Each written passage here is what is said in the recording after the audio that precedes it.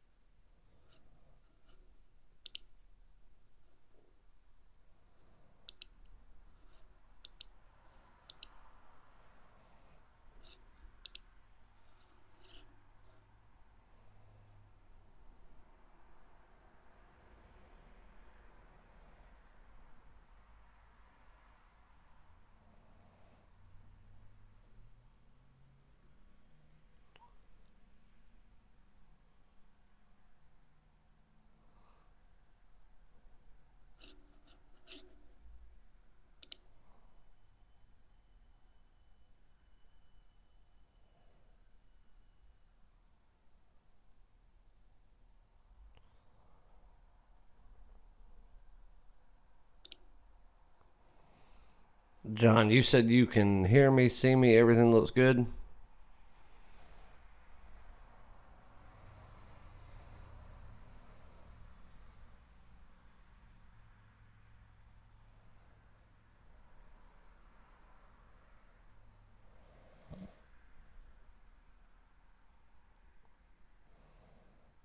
Oh man, this shit looks terrible.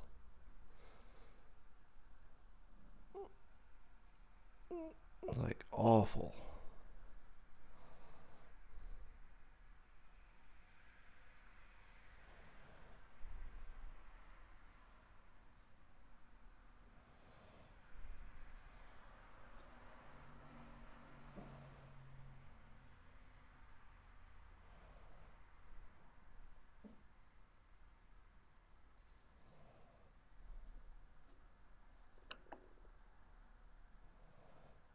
Oh, you like the background? Well, here you go.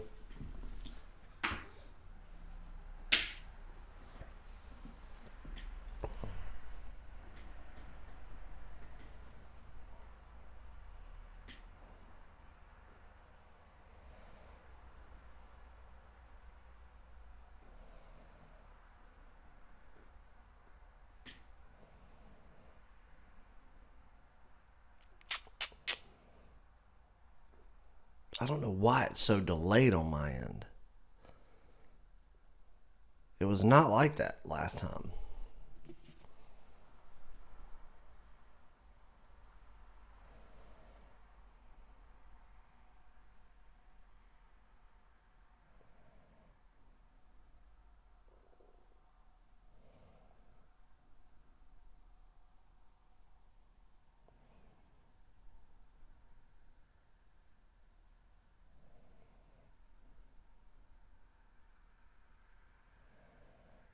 Appreciate it, Felix. Yeah, Arizona was an easy call. And hopefully people watched the video to see my reasonings why. And if they would have watched the game, they would have seen that it was spot on.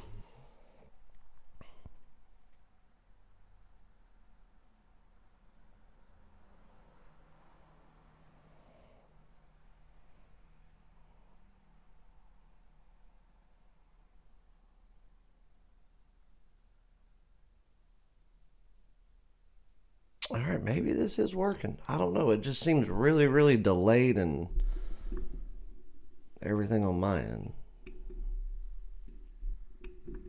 Which that was not the case last week.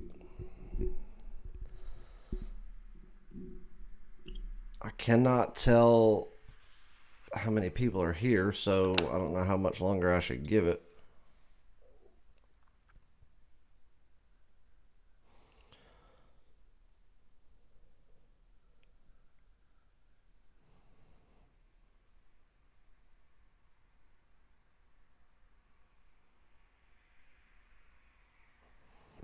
John, I try.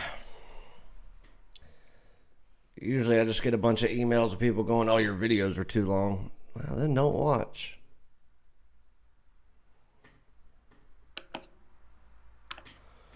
Alright, let me try something here.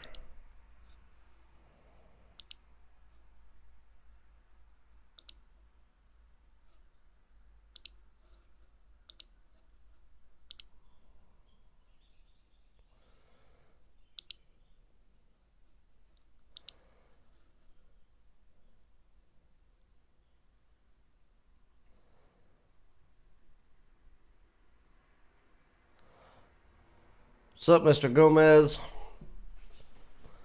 All right, so we're going to do our typical weekly show. Going to be live about an hour or so. And typically we kind of have a topic that we want to talk about, whether it be the NFL, college basketball, college football, something like that. We can really do whatever. I've got my rants prepared for the NFL for this past week if you guys want to go over NFL stuff, but it's really on you guys. Whatever you feel like you want to do.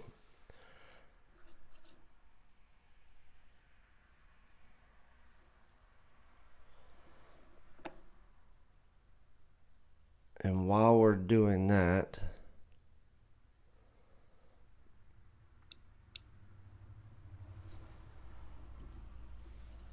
I'm going to try something here.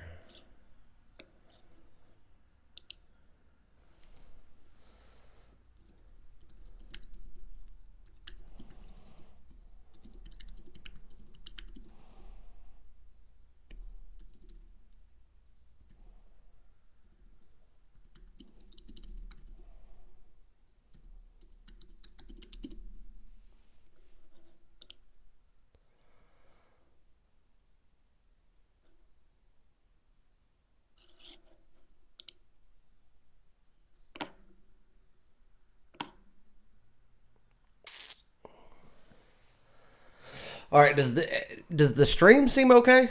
Like, is it breaking up or looking bad or anything? Because it's showing that I have full strength. I know the Wi-Fi is good, so you guys let me know. Otherwise, I'm gonna have to figure something out. It was good, Felix. What do you mean, as far as games or just in general?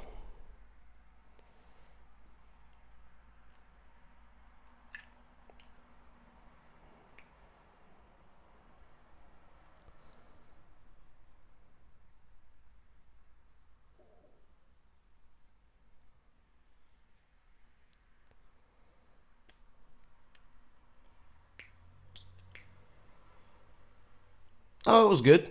Good night. Now it says live stream offline. What the fuck is going on here?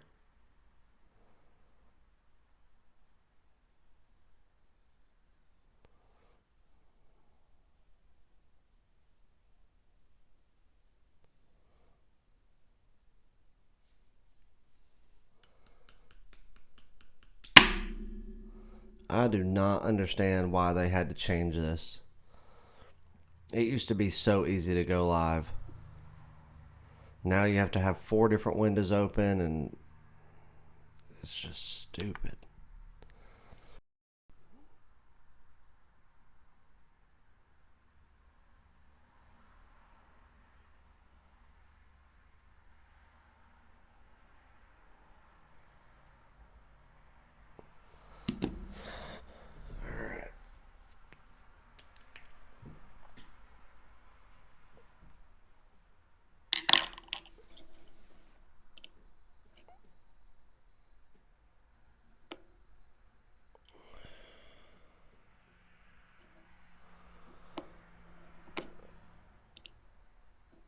You guys have no idea how bad this bothers me.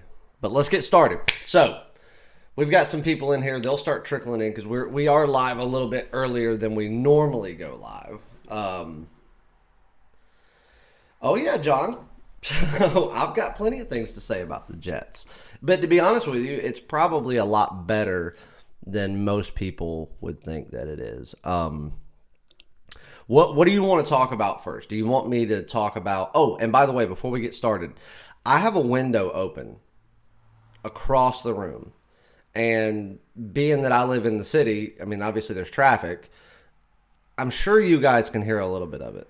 But it prevents me from having to run ceiling fans because I hate that. Is that noise bothering y'all? Like, is it coming through this mic and becoming a nuisance? If it is, I'll go close it. If not, I'm going to roll with it. But you guys got to let me know. Otherwise, I'm leaving it open. I hate running a ceiling fan.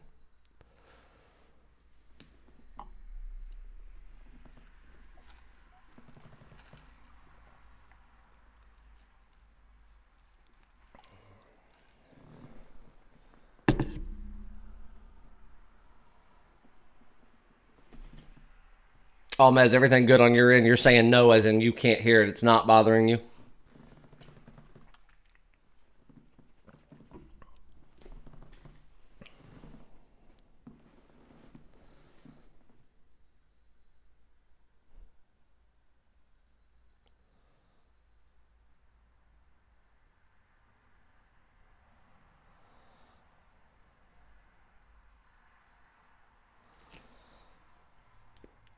Perfect. All right. Well, I'm rolling with that then. If it becomes a nuisance, let me look. Let me know. But all right. So the Jets. It's not really about the Jets. It's really about Sam Darnold. Everybody's written Sam Darnold off. They're saying that Barkley is a joke. That their coach needs to be fired. And the media went in the other day and asked that coach during a press conference. They were like, do you feel like what's going on is justifiable for you to be fired? What kind of question is that? You're going to ask a man whose job is, I don't even want to say his job's on the line because we really don't know. None of us know if his job's on the line. All we can do is speculate that because of what's going on, his job could be on the line. But you don't ask someone that. I mean, it's like if you guys were at your job and you screwed something up, but it wasn't on purpose because the guy doesn't want to lose. He's not being told by the front office to tank. They've spent too much money to tank. I mean, and this was completely, unpurposeful. And somebody's like, well, how do you feel about potentially getting fired? You wouldn't want to answer that either. Again, you got to remember, this is their job. So I think that was really shitty on them. But Sam Darnold, I still think, was a good choice for a team to have. Now, do I think he's the right choice for the Jets? Truthfully, I don't know. None of us do. Whether you're a Jets fan or a Jets hater, I'm neither. I'm unbiased opinion here. But none of us know whether Sam Darnold is right for the Jets. And none of us are going to know whether or not he's right for the Jets until he has time to prove it in the long run. And, a handful of games isn't going to do that, especially a handful of games coming in off of, being out for mono or whatever whatever the excuse was he needed to be out. But Sam Darnold's got all the accolades of a franchise quarterback. He can be a pocket passer. I think that he's a smart football player. But I also think that he's one of those guys that is young. He's going to be prone to making rookie mistakes. So we've got to look past that. Everybody's got to look past the fact that he is a rookie. Give him some time and see if he's going to mature in that role. And if he does, the way that I think he will, maybe the Jets, won't be the fit for him, but he'll be a fit somewhere at a quarterback role. And I think he'll be a true franchise quarterback, truthfully. The Jets are better than their record leads on. I think that's fair. And it's like I was telling John, we were texting back and forth on Sunday, and like I've said on video, Miami's the best first half team in football. I don't bet first halves. I think that's for, rookie, just people that do this for fun. But if there's any team you'd want to take first half week in and week out, it'd be Miami. They put all their cards on the table, try to score some points, and their only hope is to have success at it and hope that a team gets caught off guard and it screws them in the second half. But I don't want to say that's what happened to the Jets. I think the Jets played like garbage the second half. But it's like I told John at halftime, I said, I'm not worried at all. I said, Miami is the best first half team. They do this every week to everybody. And it's what the team that's facing them does in the second half, because everybody in football has the talent. Well, besides the Bengals and the Redskins, every team they play has the talent to come back and, have complete control in the second half and, easily win a game. So that's my thought on the New York Jets.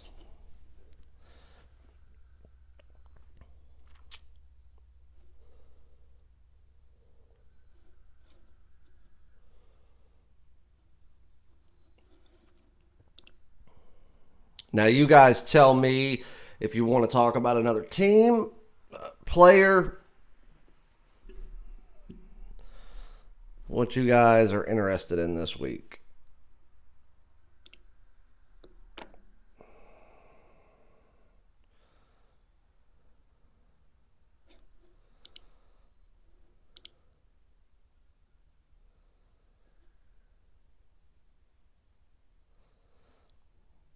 NBA wasn't too bad. I had 2 NBA plays, went 1-1. Went 1-1. The hook saved me on the 76ers, which that game was a little bit odd. And I took a totals play that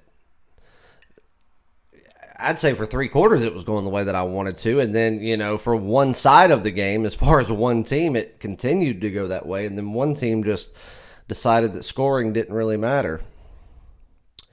LSU versus Bama. I was going to save that, and that was going to be my free play for Saturday.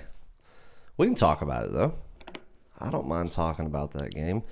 Let me go ahead and pull up my notes that I already have on it, because I actually have had notes from past few weeks on that game.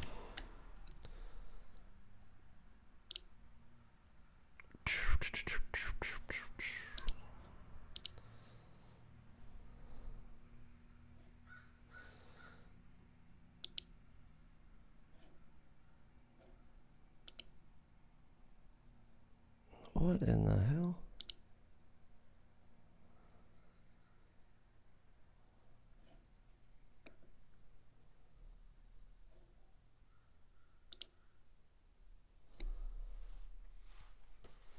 All right.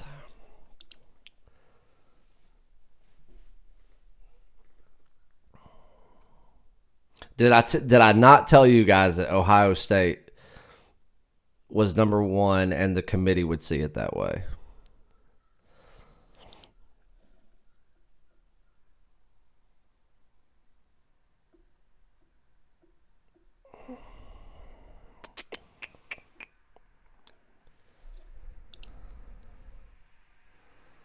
And as you guys can see, being that LSU and Bama play this week, so obviously an unbeaten has to go down, which is good. It's great for the sport, great for, the season overall.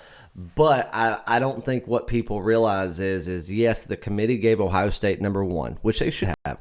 The only other person you could have, had at number 1 would have been Alabama.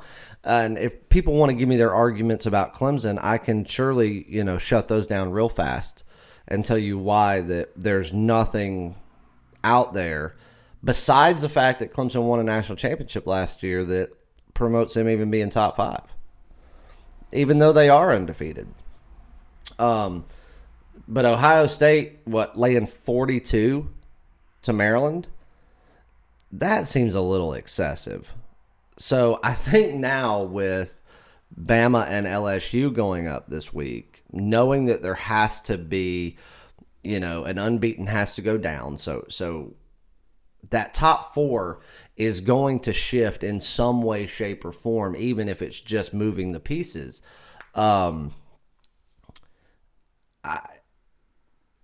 I really think they're trying to set Ohio State up for failure to see, okay, if they're laying 42, they only win by 20.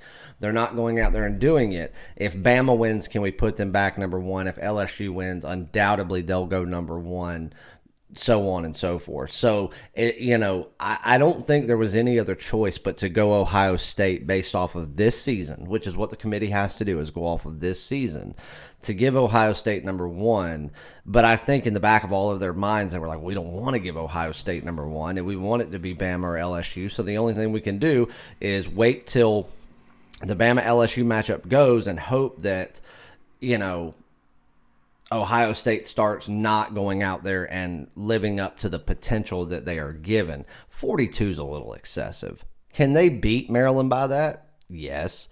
But 42 to a conference opponent, and they're not Rutgers. I mean, Maryland is far from Rutgers. 42 just seems a little excessive. I mean, there's teams that aren't laying 42 to teams that they pay to come in and get beat. Case in point, Clemson versus Wofford. They weren't laying 42 to Wofford, and they paid them $650,000 to come get the shit kicked out of them. So I would say that right there is trying to set Ohio State up to the expectations being taken down a notch.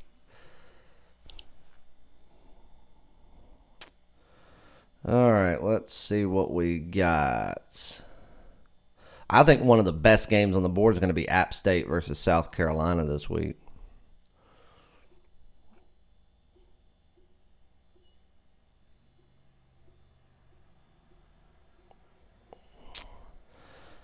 All right, so I'm seeing a 5.5 now instead of a 6, which that makes sense. I'm really surprised. I think that it could go down a little bit more, to be honest with you. We'd be seeing a field goal difference if this game was on a neutral site anywhere. But being that it's at home, it won't get down that far. Louise, I am going to leave. No offense, man. I'm not going to talk about that game in particular for the NHL because unless something changes, that is going to be a play on my card tonight involving that game. So I don't want to give too much of it away. But yes, NHL has been absolutely fantastic. We're 63-24 for the year, 74%. Nobody's even coming close to that. 19-2 on NHL top plays. That's almost 91%.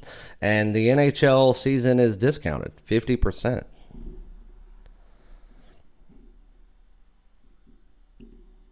Clarence Davis, you've said no, sir, and no. I don't know what that means.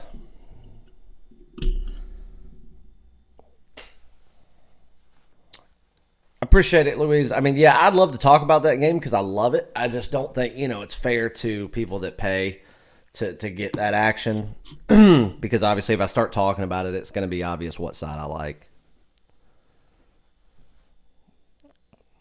Clarence Davis, yes, sir. Okay.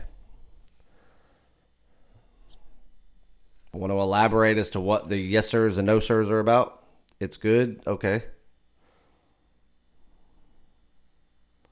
I'm confused, Clarence. I see a no sir, a no, a yes sir, and it's good.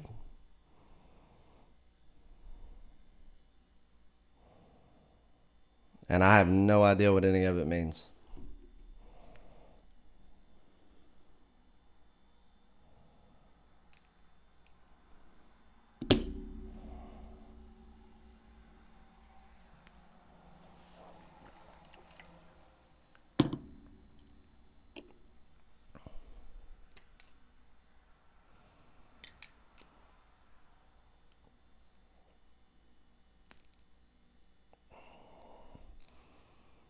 Yo, what's up, Mario? There's another one of my clients right there.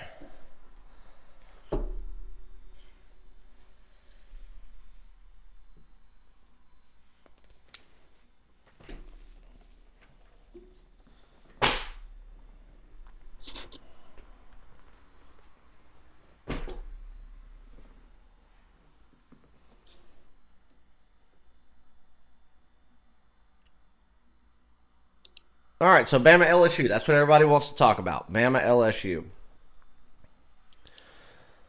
Okay. And again, I don't want this to come off as some sort of biased opinion because I've got the utmost respect for both teams, both universities, both coaches, really. Ogeron and Saban, both good coaches, both very passionate. And as much as I can't stand to hear Ogeron talk just because of that voice, he's a good coach that, he's the epitome of what LSU should have as a coach. And I'm a big Les Miles fan, but like there isn't a better person they could have picked for that job.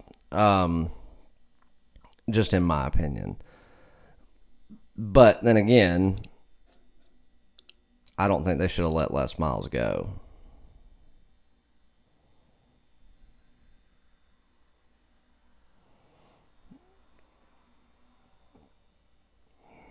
Are you going to take this video down after it ends?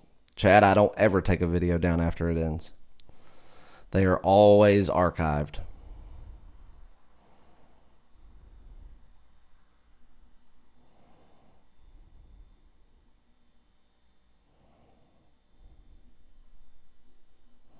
Yeah, what's up, Ryan? Yeah, if it's your first time tuning in, you probably don't know that I'm a insanely diehard Cubs fan. Nicholas Page says, I think if Tua doesn't play, Alabama doesn't win. But if he does, I do think LSU covers the spread. Defenses aren't as good as they have been in the past. I'm going to agree and disagree with certain things that you said. So, I do believe that the defenses are not as good as they have been in the past. I 100% wholeheartedly agree with that statement. Now, here is where it gets interesting is the quarterback situation. You know, everybody thinks that Tua has to be that guy because of how good LSU is. And there's no right or wrong answer there. I mean, that's not saying that you or anyone else that thinks like that is wrong.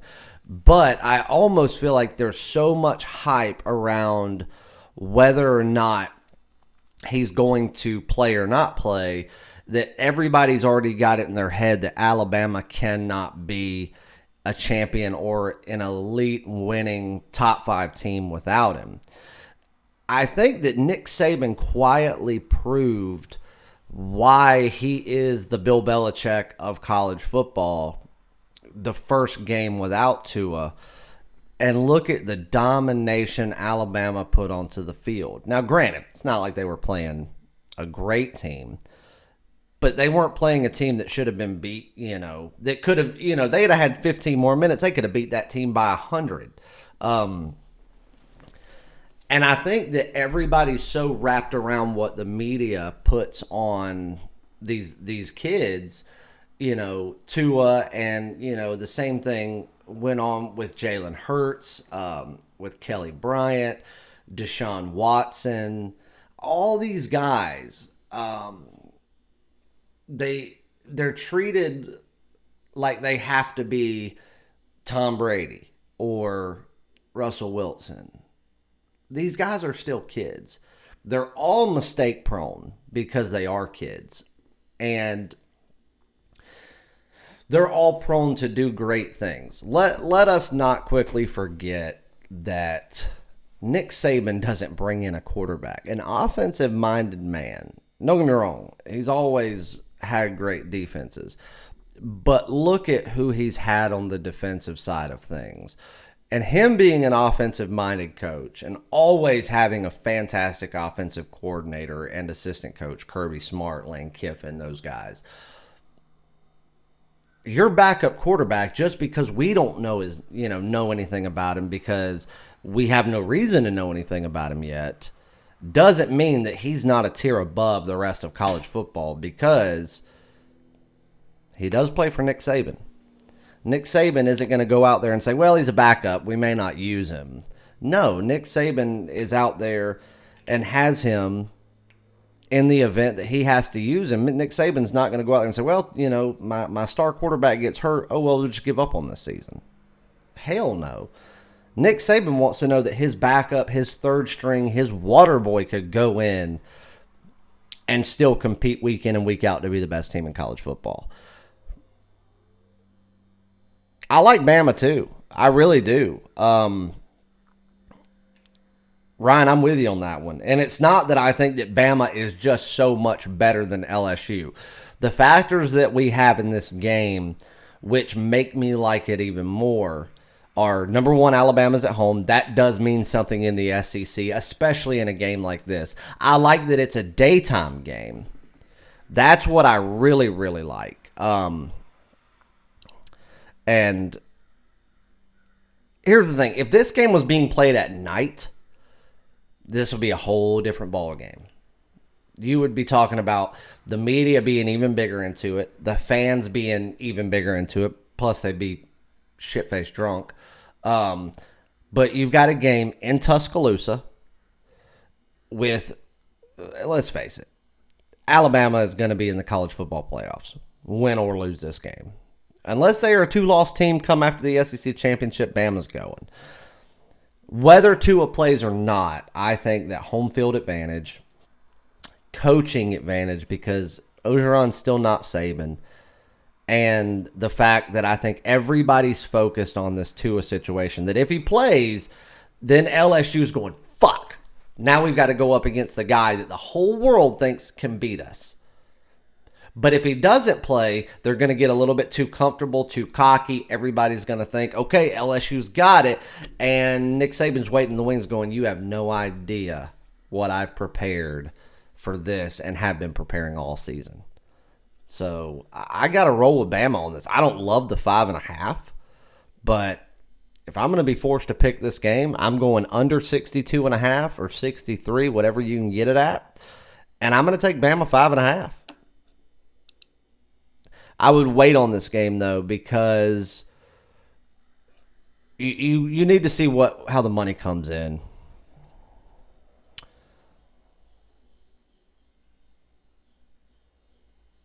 Keith, what's up? Walter, what's going on?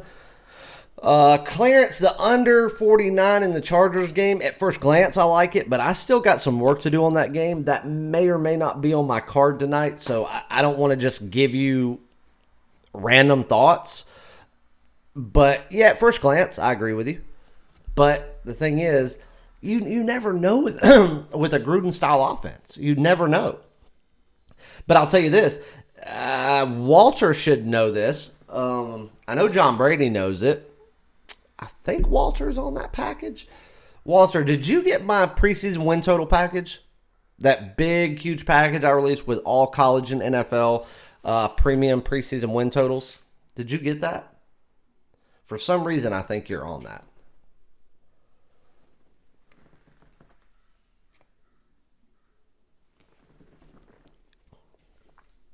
Okay, so my top play out of all of what I chose was the Oakland Raiders to go over their season win total. And everybody should know if you've been watching me for any length of time that I think Derek Carr is somebody that people just continue to overlook.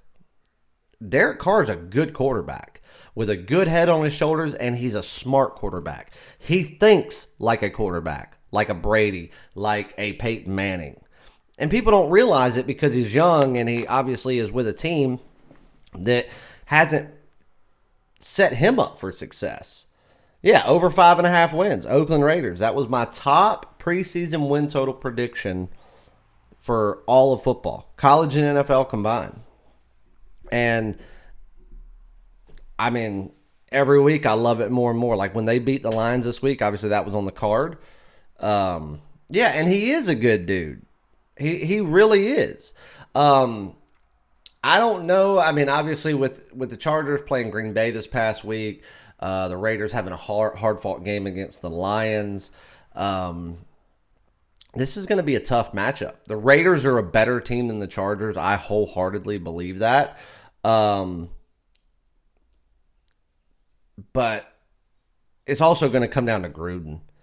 I don't know whether to love him or hate him. You know, some things that he does makes him look like the smartest man in the world, and a lot of other things he does makes you wonder how he ever made a living with a football. Oh, yeah, they'll have it wrapped up. Yeah, Bengals, Jets, those are two easy gimme wins. And that right there will pop the 5.5. That'll be a nice winner. And I think they'll bag at least two important wins, and it could very well start with tonight. Yeah, by the end of the month, that one will most certainly hit.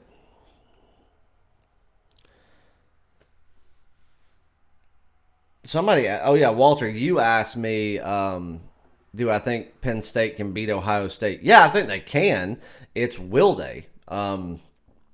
Teams in the Big Ten, and I said this beginning of the year and have continued to say it, that I thought Minnesota was the sleeper team in the Big Ten.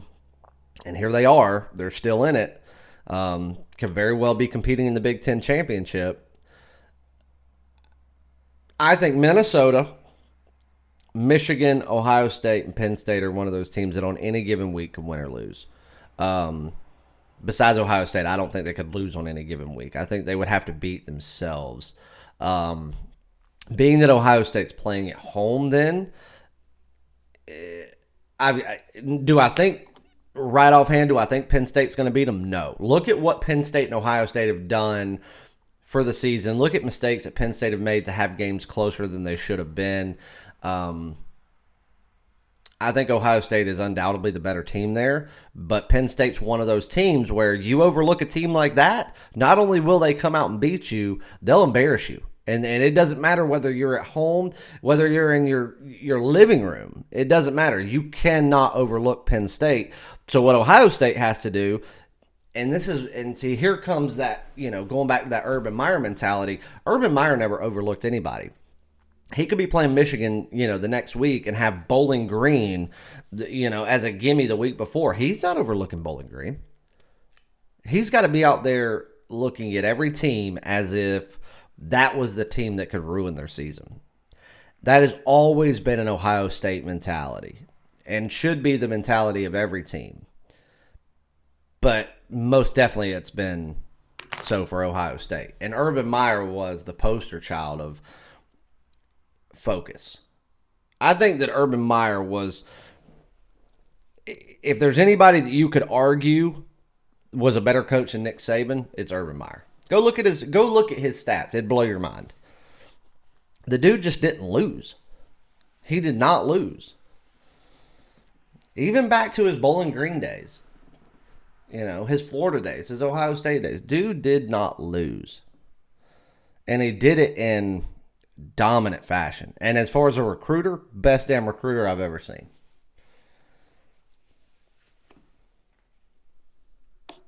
All right, now back to LSU and Bama. Let's talk a little bit more about that.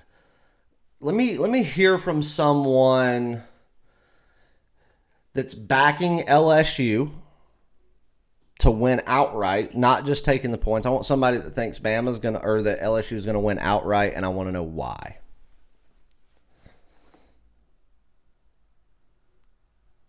Oh yeah, Keith, appreciate that. Yeah, everybody hit the thumbs up button. Who in this chat right here is not on a package? Anybody in here? I know Walter is, Keith, John. You guys are all customers. Who else we got? Like Ryan, I don't think you are. Mario, you are.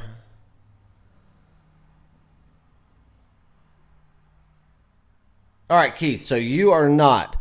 So this is what I'm going to do. Anybody in this chat on this live show that's not a customer, that's not, maybe you have been before and, you're not anymore, or maybe you never have been. I am going to, so Who Dat Bob is not currently a customer. Ryan, I know you weren't because this was your first time tuning in. All right, so while we're doing this, everybody keep feeding me your information, and I am going to do something.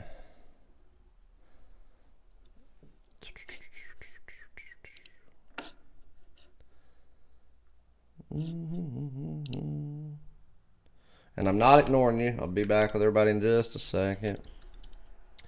But I'm going to log in and create something for you guys just in case you're interested.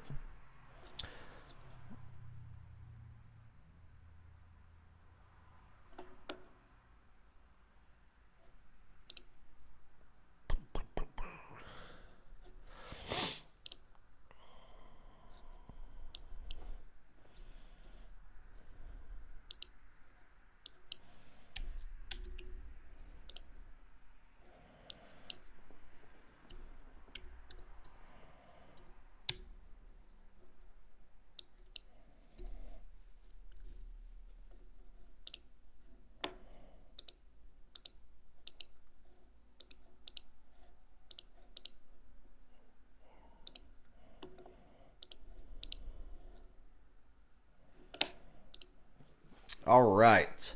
So, anybody that is in this chat that has never been with me before that would like to try it out. All right, Sean, so you're not. Okay, that's fine. All right, Clarence, you're interested. All right, so Toby, like the free pick from yesterday. That was actually my top play yesterday. Read John Brady's comment. He's proof.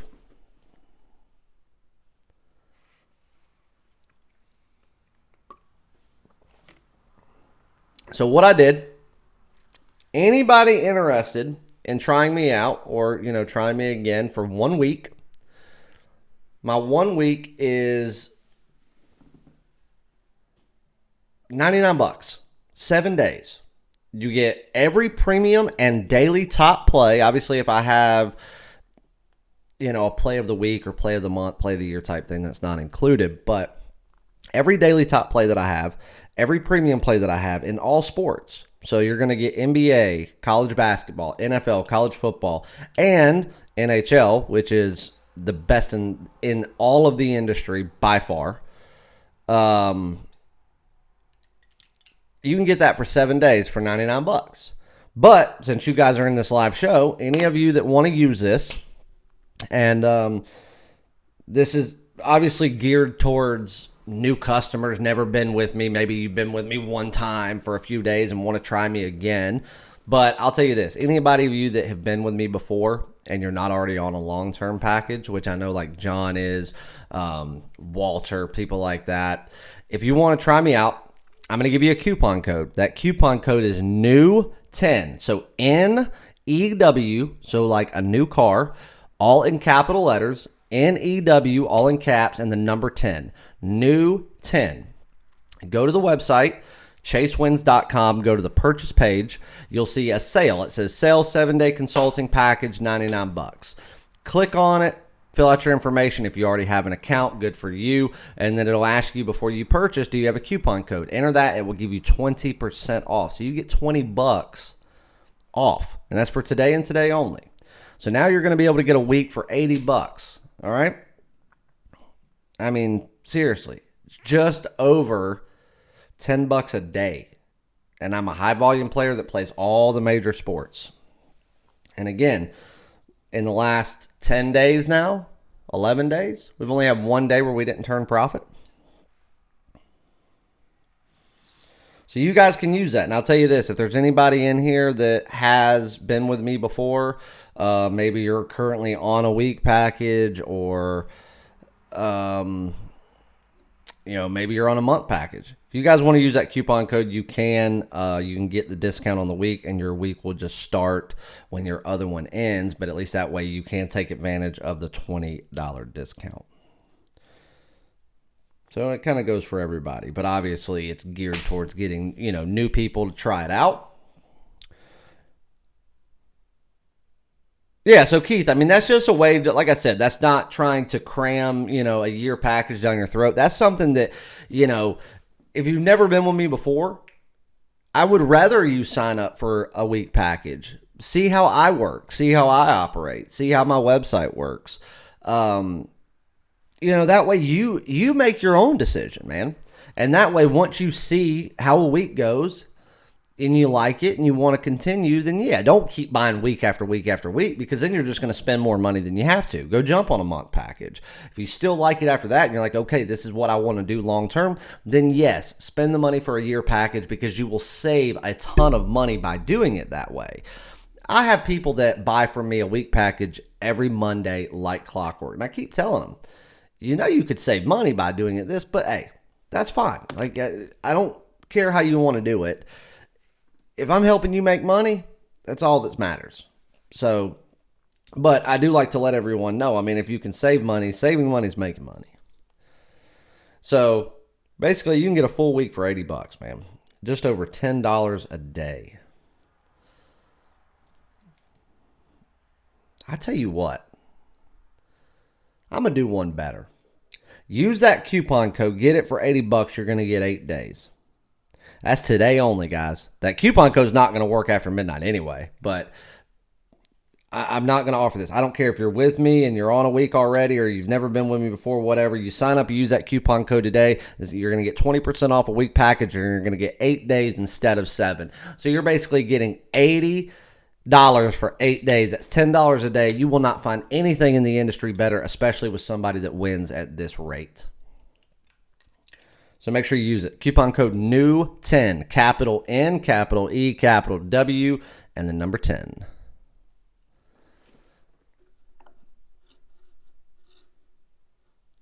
And the website is chasewins.com. And if anybody's interested in a longer package, like a month, year, something like that, since I'm feeling generous today, send me an email, chase@chasewins.com, and I'll take care of you in some way, shape, or form. I will take care of you. And I'm feeling generous today, guys, so take advantage of it while you can. My dog's down here asleep. She is out. Wrigley, wake up. Nope, she ain't having it. All right, so let's go back to G-Sauce. He said, I'm on LSU because Bama hasn't been battle-tested this year with a team like this and offense like this, and LSU doesn't fear them. Okay, so what I think about G-Sauce's comment, I think he's actually pretty spot on. LSU certainly does not fear them. That is 100% fact. But I do think LSU is very mindful of the team that they are. And sometimes that can be just as bad as fearing someone. Because it gets in your head. You start overthinking and overanalyzing things. Do I think Bama's truly been battle-tested this year? No, I don't. Do I think LSU's been battle-tested? I do think they've been more battle-tested than Alabama. But, again, if you go back into the history books, when you just think about, okay, LSU's had a tougher schedule, they are a team that can hang with Bama, and this can go back for just about any team. When you start talking about strength of schedule and what a team has done or not done throughout the season, and that's the reason that you're on a side, more times than not, it typically bites us in the ass. I hate to say that, but it's just true. It's true for all of us. I think that the best thing that could happen for Bama would be that Tua doesn't play. People might think that I'm stupid for saying that, but for Bama fans, for the team, and for the people that are betting Bama, that are going to actually put money on it, I think Tua not playing is going to, number one, allow that line to come down a little bit. We might see 4.5. We might even see 4, because I'm telling you this right now. If Tua is announced, let's say tomorrow, Friday, Tua's announced at 4 p.m. that, okay, he is not playing. Can you even wrap your brain around how much public money is going to come in on LSU plus the points? Just think about that for a second. So we get this line down a little bit, because I think this game is actually fairly evenly bet. But think about us getting Bama at -4. Beautiful number. All this money comes in on LSU. Everybody thinking, oh, without Tua, can't do anything. And Nick Saban's just sitting back waiting in the wings going, oh, we thought as soon as Tua got hurt, this is a possibility. So it's not like he's been waiting back, crossing his fingers for Tua. He's been going out there and getting his other quarterback to be able to do what Tua does. LSU comes in a little bit too confident because of a personnel issue. Nick Saban will be the first one to smack you back to reality. Chip, I think Tua will play. And I don't think that Nick Saban wants to go out there and not play him if he can play. But I don't think that he's going to go out there and risk him for the LSU game. If he's not ready to play, Nick Saban knows that his season's not over. This isn't the end of the season. This isn't the end-all, be-all. So he's got to worry about games down the stretch. He's got to worry about an SEC championship if he goes. And he wins there, he's probably got to worry about a playoff.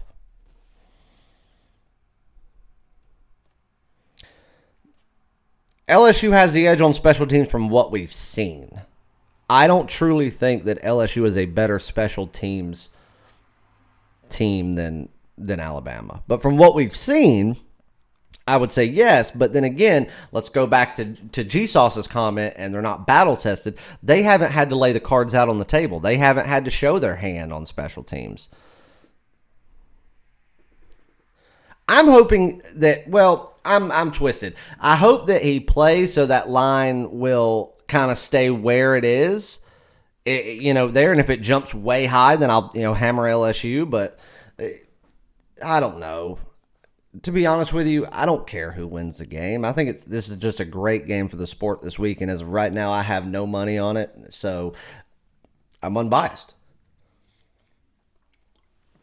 If I have money on it, I'll let you know, and then yes, I will care a lot more. But yeah, Walter, I mean, from what we've seen, yes, LSU special teams is better, but with Alabama not having to show their hand on special teams because of the teams they've played, then we can't really say that LSU is better. Now, this week, we'll see whose special teams is better, and I think that it is Alabama's.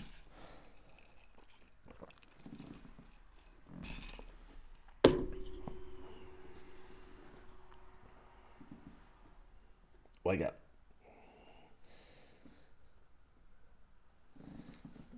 So what else we like? We're creeping up on that hour mark.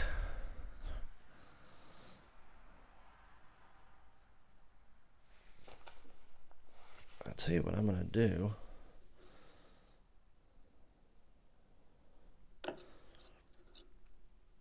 I hope this doesn't make anybody mad. Are you guys cool if I go refill my coffee cup real quick? Because I'm planning on staying live for about another...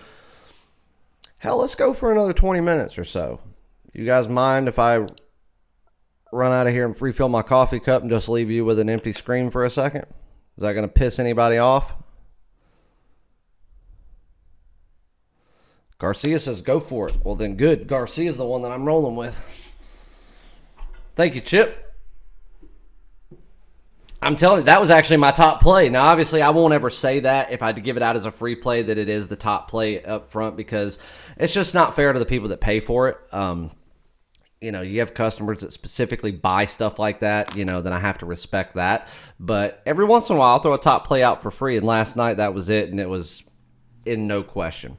All right, Keith, you said I'm good. John, you said I'm good. All right, everybody, you're left with a blank screen for probably the next 2 to 3 minutes, and I will be back. My dog looks dead, so I will be right back, people. Preach.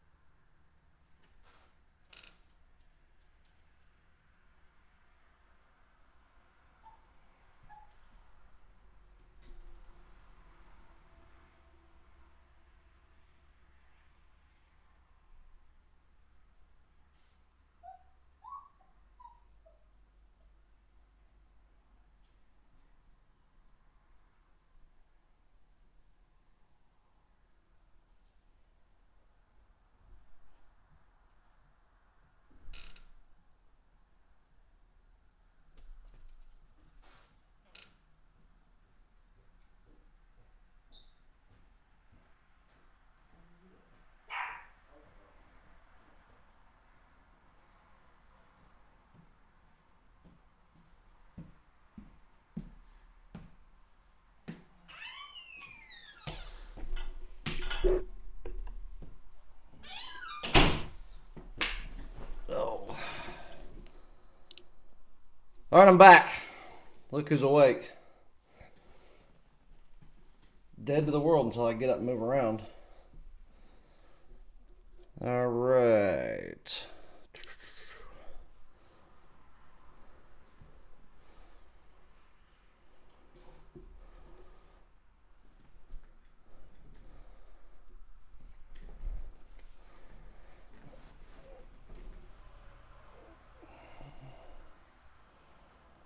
Oh yeah, well, Walter, I almost played New York last night, but the reason that I didn't, because I was actually zoning in more on a game involving New York for tonight, so that's why I was kind of holding off to see how they performed, what players did what, things like that. So that is why I laid off last night.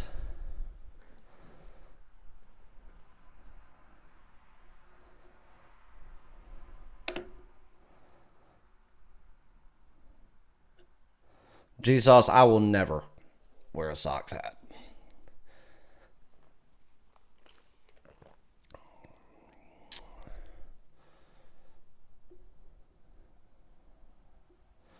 Yeah, Keith says, Chase, it says a lot about you, the way your long-term paying customers sing your praises.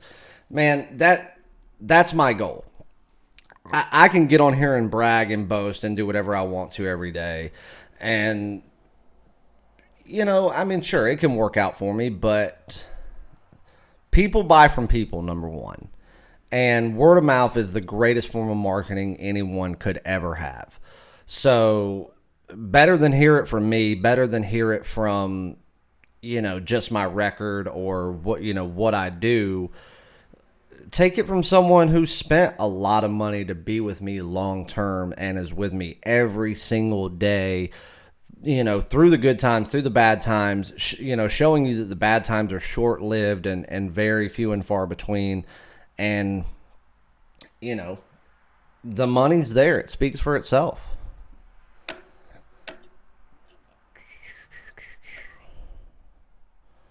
What time is it? God, it seems like it's later than that.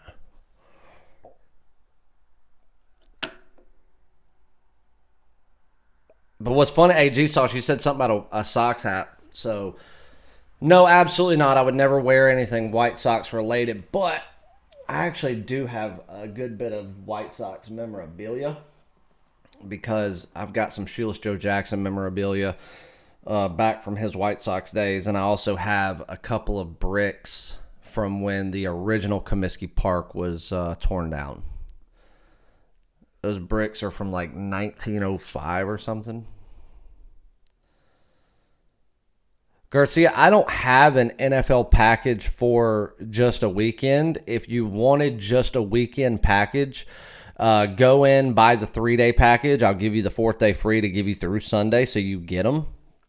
And you're going to get all of my sports for 4 days. But I don't actually have just a weekend package for just NFL. Now, the NFL package is on sale right now for, what did I put on? Let me look. And this gives you, so if you bought the season,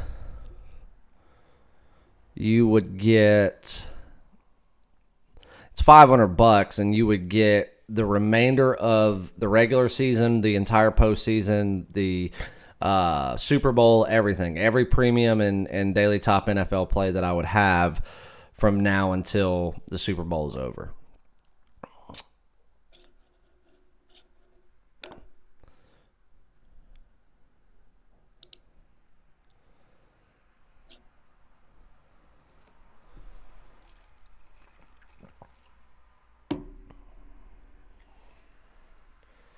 Wrigley. Come here.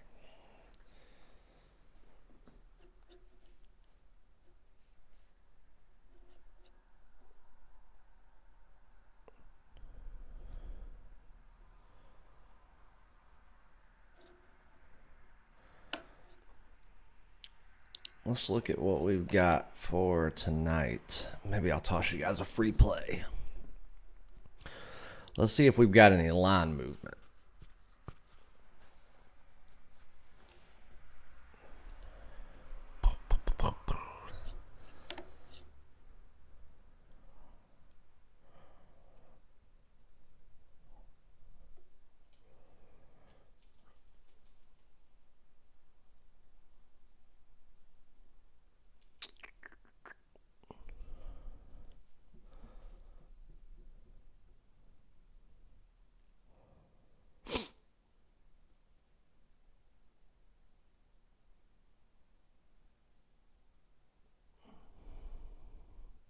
I like Winthrop -3. There's your free play. College basketball. Get it now before it moves because it will go up. I wouldn't surprise me if we saw this game as high as 5.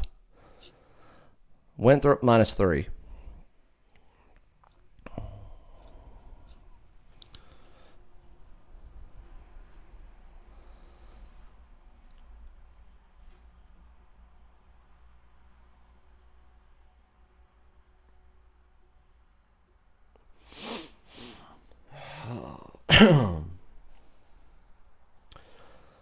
John Brady asked, do I like the Vegas Golden Knights tonight?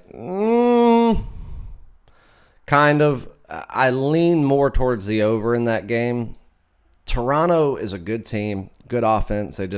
They have trouble keeping good teams from scoring. Vegas kind of has the same thing, so I don't know. I'll have a play in that game. I really don't have a true lean on the side. So first glance, lean over. I'm actually seeing, I'm actually seeing a 6 right there. So shop your line, find 6 if you can find it, and go over 6.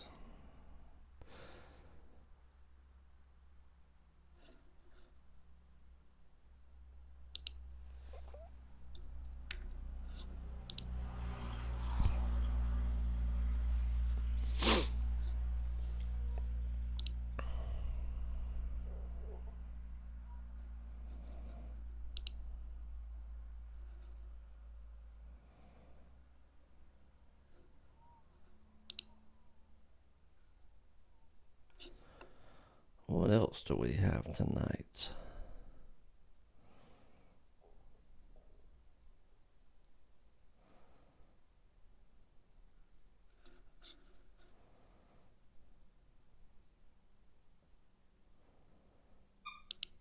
Stop.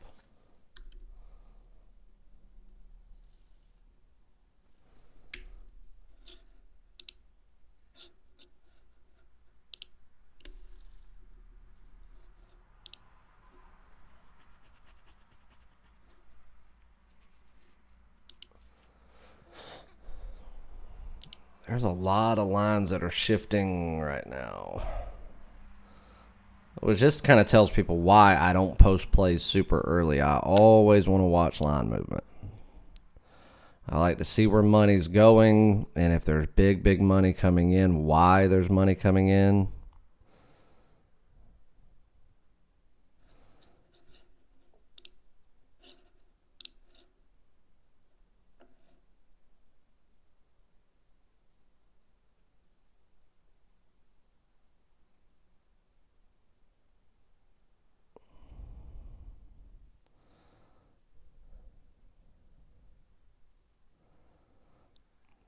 G-Sauce, the daily top plays, yes, are included. If I have a play of the week, a play of the month, or a play of the year, no, it is not. That's not included even if you paid the normal price for it. Those are all separate Those are all separate plays. The only package that includes that is the 1-year all access. But yes, if I have a daily top play that day in whatever sport it's in, you get it. It is labeled so you know which one it is. Ryan, -4 is okay. Shop that line a little bit, man. See if you can get 3 somewhere because I'm seeing 3s in plenty of places.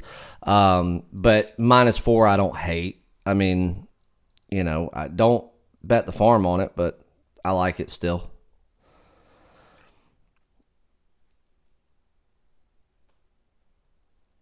If this is open discussion, I would like to hear a seasonal outlook on college hoops, if you can, please. Yeah, sure. Where you want to start, Keith? Anything in particular that you're looking at more than something else? As far as like a conference or maybe a certain team that you want to hear my thoughts on? Because I spent a long time doing this shit.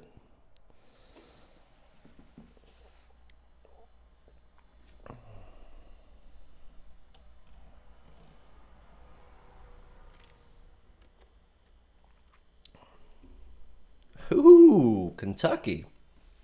Well, I guess I want to start with a question to you. What did you think about Kentucky last night? Or, excuse me, 2 nights ago?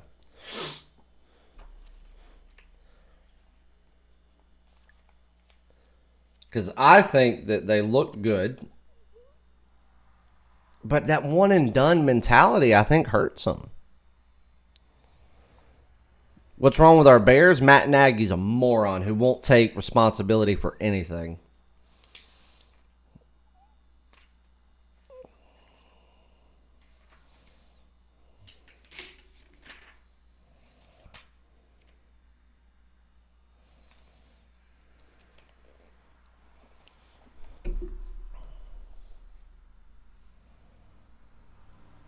Yeah, me too.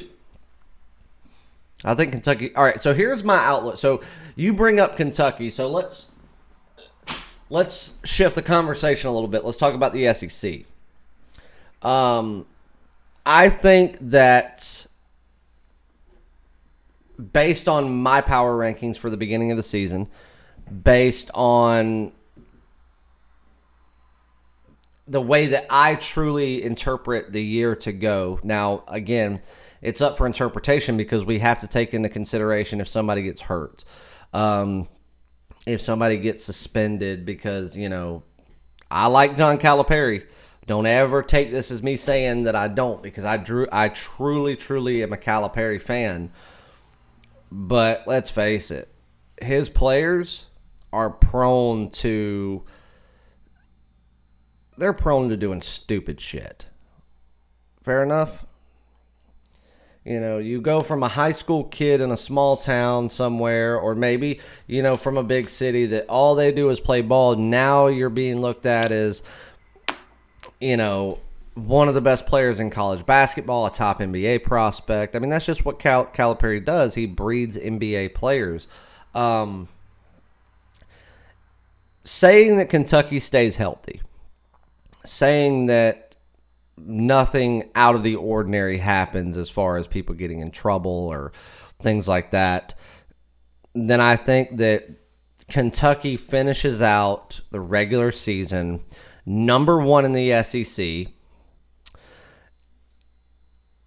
And see, this is the hard thing to say about college basketball. Same thing goes with college baseball. It's not like football. It doesn't mean that the best team in the conference is going to win the conference championship. Because if there's any time that a team overlooks something, it's when they're a top seed going into the big dance. Well, we can't really fault somebody for that. Because what would you rather do? Would you rather win a conference championship? Or would you rather win a national championship? So whatever you want more is what you're going to focus on more, right? You would think that's human nature. So in saying that, that's why so many times you see a team like a Duke, a Kentucky, who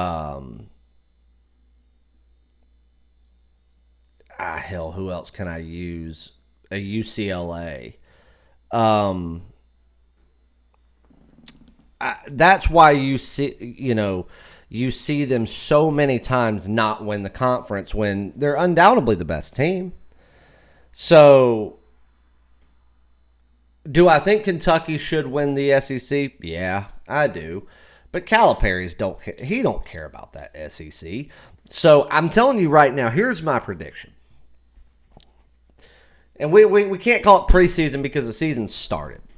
But I guess we can call it preseason because Kentucky has not played a conference game yet. So Kentucky is the best team in the SEC. I don't really think that's up for discussion. But I think that everything, everybody stays healthy, stays out of trouble, all that. Nobody gets in any type of academic trouble, trouble with the law, anything like that. Kentucky finishes out the regular season number 1 in the SEC, but Florida wins the SEC championship. Florida represents the SEC East and wins the conference. And I also, believe it or not, I think that Florida will go farther in the big dance. I think Florida is the team to watch this year. I think 2 teams to watch that nobody think will make a lot of headway, make a lot of noise, be there at the end of the year still being in the mix. Florida and Maryland. 2 teams that I really think people need to pay attention to this year. I'm not saying they're national championship teams, certainly not Maryland. Who knows, though? But those are 2 teams that everybody, come February is going to be like, holy shit. Why did we not see this back in November? What else we like?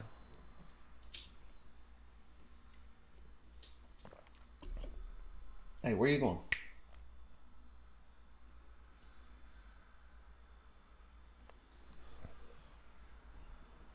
You gotta go out.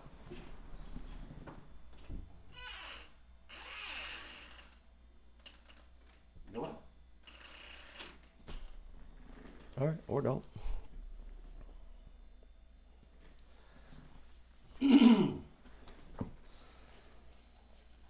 What else we like, guys?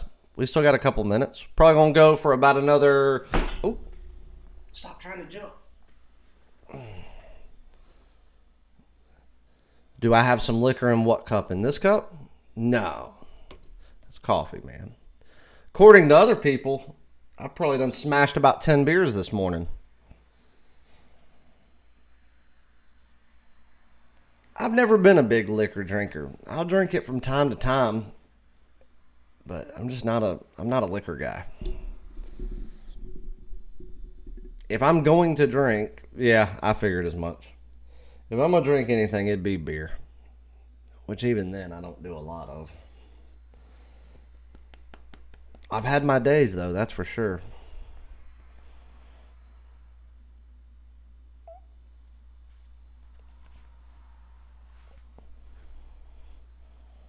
I like the college basketball talk. What else we like? All right, for the new people, if there's anybody in here, appreciate it, Drew. Yeah, Arizona, easy winner. All right, if there's anybody in here that was not in here a few minutes ago, coupon code for new customers that have never been with me, but it can be used by anybody for today. Just don't. Even though somehow had more offensive rebounds. Yeah, but look at the way they had more offensive rebounds. Look at the fouls.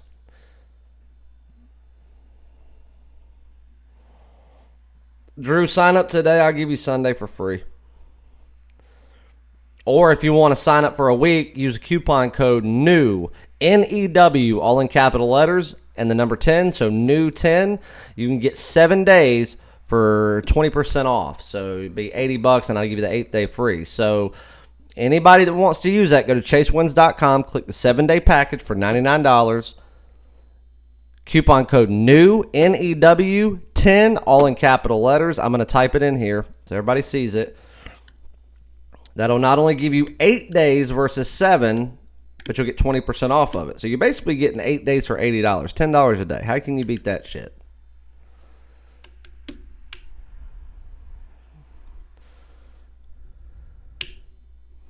There it is. New 10, all in caps, just as you see it. It's typed in the chat. That coupon code will not work after today.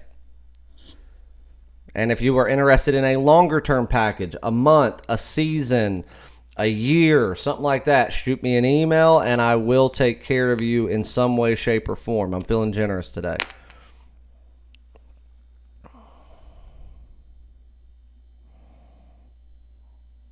Yep, just make sure that that new that you've got, just make sure it's all in capital letters, or else it will not work.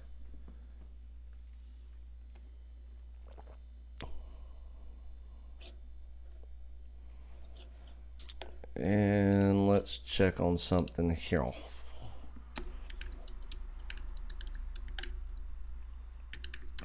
Probably got some emails right now, people saying your live stream's too long.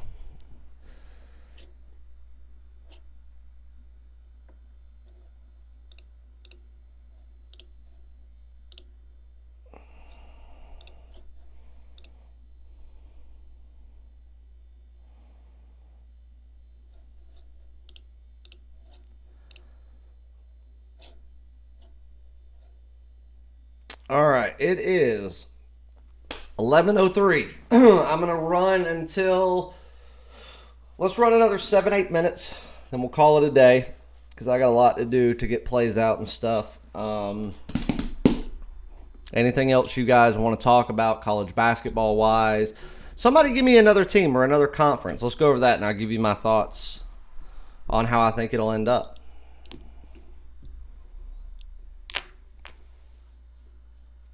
Looks like I missed your Raider Chargers pick. I didn't have a pick on it.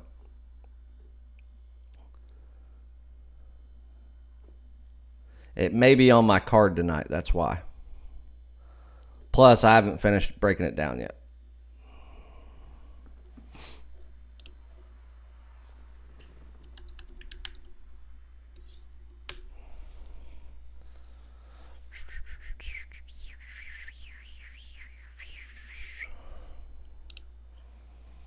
What do I think of Cole Anthony? Well, I think he set an ACC record for freshman scoring last night. I don't want too much hype to be put around the kid. I think he's great. I think he'll be great. He's another one of those Roy Williams, just unbelievable recruits that Roy picks up that people, and Roy does get those high-profile recruits sometimes, but a lot of time he will. How about Virginia's defense holding Q's to 34 points? Did you expect anything different, though? I think Virginia has proven themselves to be the best defensive team in basketball over the past 3 years. I'm just glad they're holding to that and not trying to be something they're not. They're staying with that mindset. Even as they introduce new players into that system, they're staying with that system, which I really like. I think that's a great thing that coach is doing. He's not trying to be something that he's not, which is a lot of times why coaches tend to fail. Look at Roy Williams. He's still running the same system that Dean Smith ran. So, and it'll never change. And he'll make sure that, whether it be Sean May or whoever comes in to follow up, his time at UNC, they'll be running that same Dean Smith system. But anyway, Cole Anthony, I think he's great. I just don't want him to put too much hype around the kid. I don't want him to get a big head because I'll tell you this, Roy Williams don't like a big head. He does not. He wants you to get out there, play UNC basketball, and shut your mouth. He's not going to take... look at like Marcus Page and Joel Berry Jr., all those guys that came through the Roy Williams system and had all this national hype around them, but that national hype started to fade because Roy would not let them get involved. He'd be like, "You're a UNC ball player. This ain't the Marcus Page, this ain't the Marcus Page show. This ain't the Joel Berry Jr. show. This is UNC basketball, and that's what we're going to play. You don't like it, then go sit down. I'll find somebody else."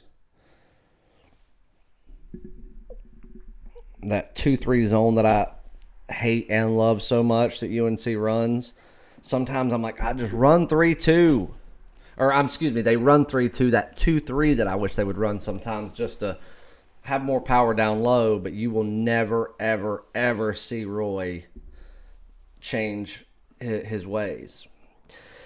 Notre Dame looked like a different team versus UNC last night versus the Notre Dame team of last year. Is that a good season win total to hit? I would wait, John, because I think that people tend to overreact and underreact way too fast. We're one game in. think of it from this. Notre Dame's having to introduce some new players at key positions. And, yo, what's up, Jerry? So now that they're introducing those players at key positions, they're having to figure out how to implement the system that they're learning, not just in practice anymore. They're having to do it in a game-type situation. Well, you ran through a buzzsaw last night when your first game of the year, you don't get your cupcake game. You had to go play a conference game, and you had to do it in the Dean Dome, in Chapel Hill, in the mecca of all that is college basketball. In the middle of football season, mind you. I think Notre Dame was set up for failure last night. How can you go out there and do that? Yeah, and that's the thing. Notre Dame's not going to be a pushover this year. So I don't want anybody to overreact to what they saw last night. I mean, you're going in against Roy Williams, North Carolina. If there is a poster for college basketball, that's it.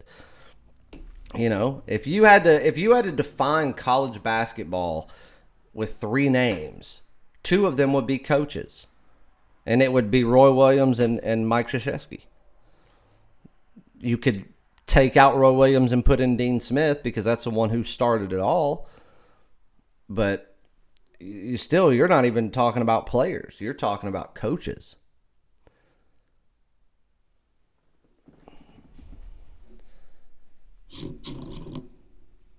Does everybody know the coupon code?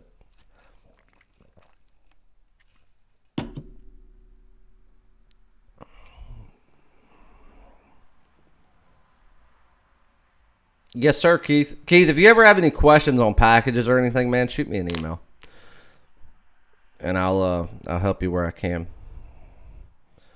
I'm typing the coupon code in the chat again. It's exactly how you see it. New 10, all in capitals. Who is the mid-major NCAA basketball team that people should watch out for this year? That's an easy one. The Memphis Tigers, baby. Penny Hardaway. He's going to take that team to a national championship. You mark my words. Maybe not this year, but they're going dancing this year. They are going dancing. The Memphis Tigers. Penny Hardaway going home, going to Memphis where, he's from that area. He went to school there. What did he do? He coached at two different high school teams, or was one middle school, one high school, won state championships. Now he's back coaching for Memphis. This isn't just a job for him. This isn't like just coming back to like an alma mater. You're coming home, baby. You mark my words. Penny never got him a ring. If there's any player within the NBA that I think was most deserving of a ring that didn't get one, I have two. Vince Carter and Penny Hardaway. Unfortunately, this is Vince's last year. He's with Atlanta. He's not going to get it. So we have two. Vince and Penny. Penny's going to get him a ring. It's just going to be in college, and it's going to be in the form of a coach. That is your mid-major team that I think is not only who to look for, who to watch out for. I think they are the new pride of mid-major college basketball.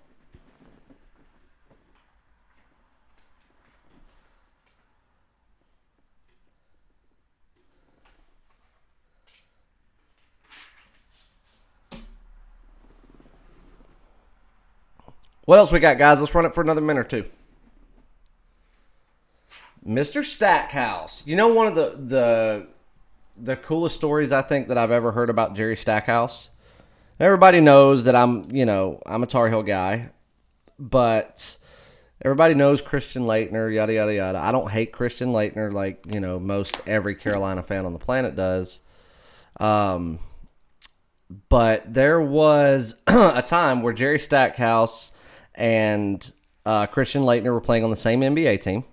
They were taking the team's plane from one city to another somewhere on a trip, and they were playing poker. And I don't I haven't been told exactly what was said, but something happened during then, and Jerry was like, all right, time to pay up or whatever. And Christian Laettner got smart with him, smarted off to him, and Penny open hand bitch slapped him in front of the entire team. Now think about it. Stackhouse, Christian Laettner ain't a small dude, but he bitch slapped the hell out of him in front of everybody to let him know that he wasn't shit.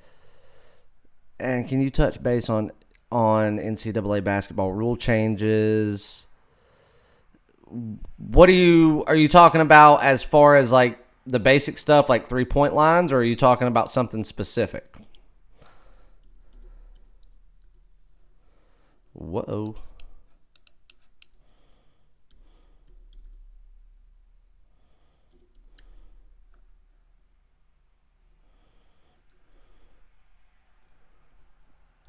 I'm emailing you back right now, brother.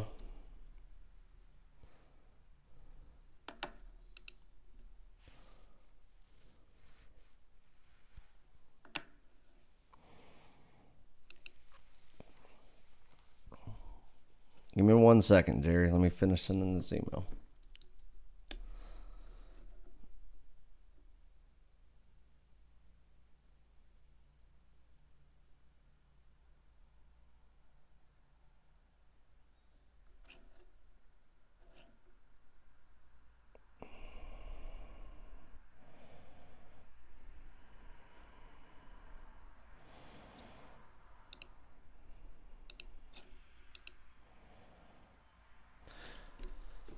Flopping, shot clock. I'll be honest with you, Jerry. I think everything they've implemented this year. So we talk about the fouling late, the shot clock, the 3-point line being moved back. I think all that is going to be left in the eye of the beholder, because it's either there's going to be no happy medium here. This right here affects people like us. That's going to affect sports investors. That's not going to change who wins a national championship. That's not going to change who the best team in basketball is. That's not going to change, a good team being a bad team. It's just not. The good teams are going to be good. The bad teams are going to be bad. The teams that are championship material are going to show that they're championship material. But you talk about us as sports investors, somebody who has, an investment, money riding on a game, a spread, a total. All of that affects it. Your over-unders, like you just said, Jerry, with the 3-point line. Your late fouls into whether or not they go to the line. Your flopping. Your shot clock. That's going to cause bad beats and late covers. Well, again, I say eye of the beholder, because depending on what side you're on, or I'm on, or we are on, depending on if you're with me or not, which Jerry's been probably, I think Jerry was the first customer I ever had when I went public. And he's still with me to this day. Year all access member every year. There's going to be days where we love it, Jerry, and there's going to be days where we wish we could fucking strangle the person that even brought this up to the NCAA committee. So your question is very loaded. There is no right or wrong answer. Days we're going to love it, days we're going to hate it. It's all based on what side we are on. Bad beats and late covers. That's my answer.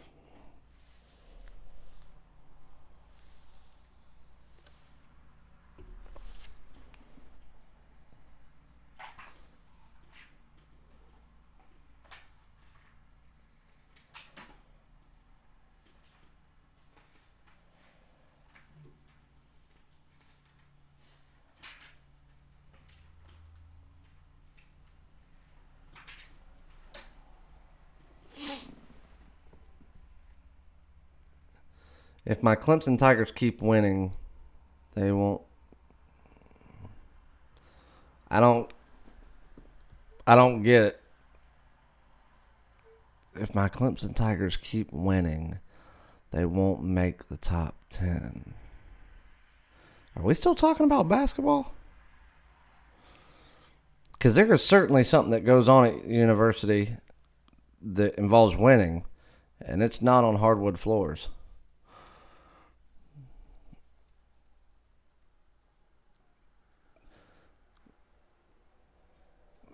Danny, I like you. I do not want to say anything that's going to upset you. But I think that it's good that they're falling. Now, hear me out. Hear me out. This is why I think that. Everybody knows that I absolutely despise that university. Louise, give me 1 second. Free agents in the MLB. That's a good topic. And I will get to that here in just a second. So let me finish with Danny. No, I know, but Danny, I'm going to say something that I think might surprise you, actually. So I think it's good that they're falling, and this is why I say that. Now, I'm going to say something that everybody knows I despise the university. Even more so, I absolutely, with every breath in my body, hate Dabo Swinney, and I think that he is the Antichrist. But I'm going to give Clemson this. They have a reason to be pissed off for this reason. They won the national championship last year, okay? So let's cross that off. Credential 1, defending national champion. Credential 2, undefeated defending national champion. So you take those 2 credentials in. Third credential is they started out as the number 2 team in the country. Okay? So the 2019 campaign, or 2020 we can say, because that's truthfully what it is, starts. Clemson comes in defending champion. They come in as the number 2 team in the country. And as of today, November the 7th of 2019, my mother's birthday, by the way, they're undefeated. So, yes, do I think for those reasons they should be in that top 4, top 5? Yeah, I do. I give them that. But if you go back and look at previous years, give me 1 second. I got to send something real quick.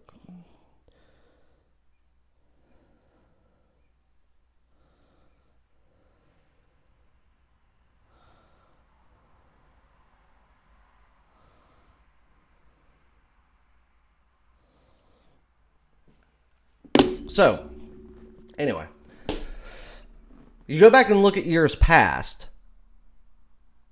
Look at what they've done. They put too much emphasis on what happened last year as to the way they are going to do things this year.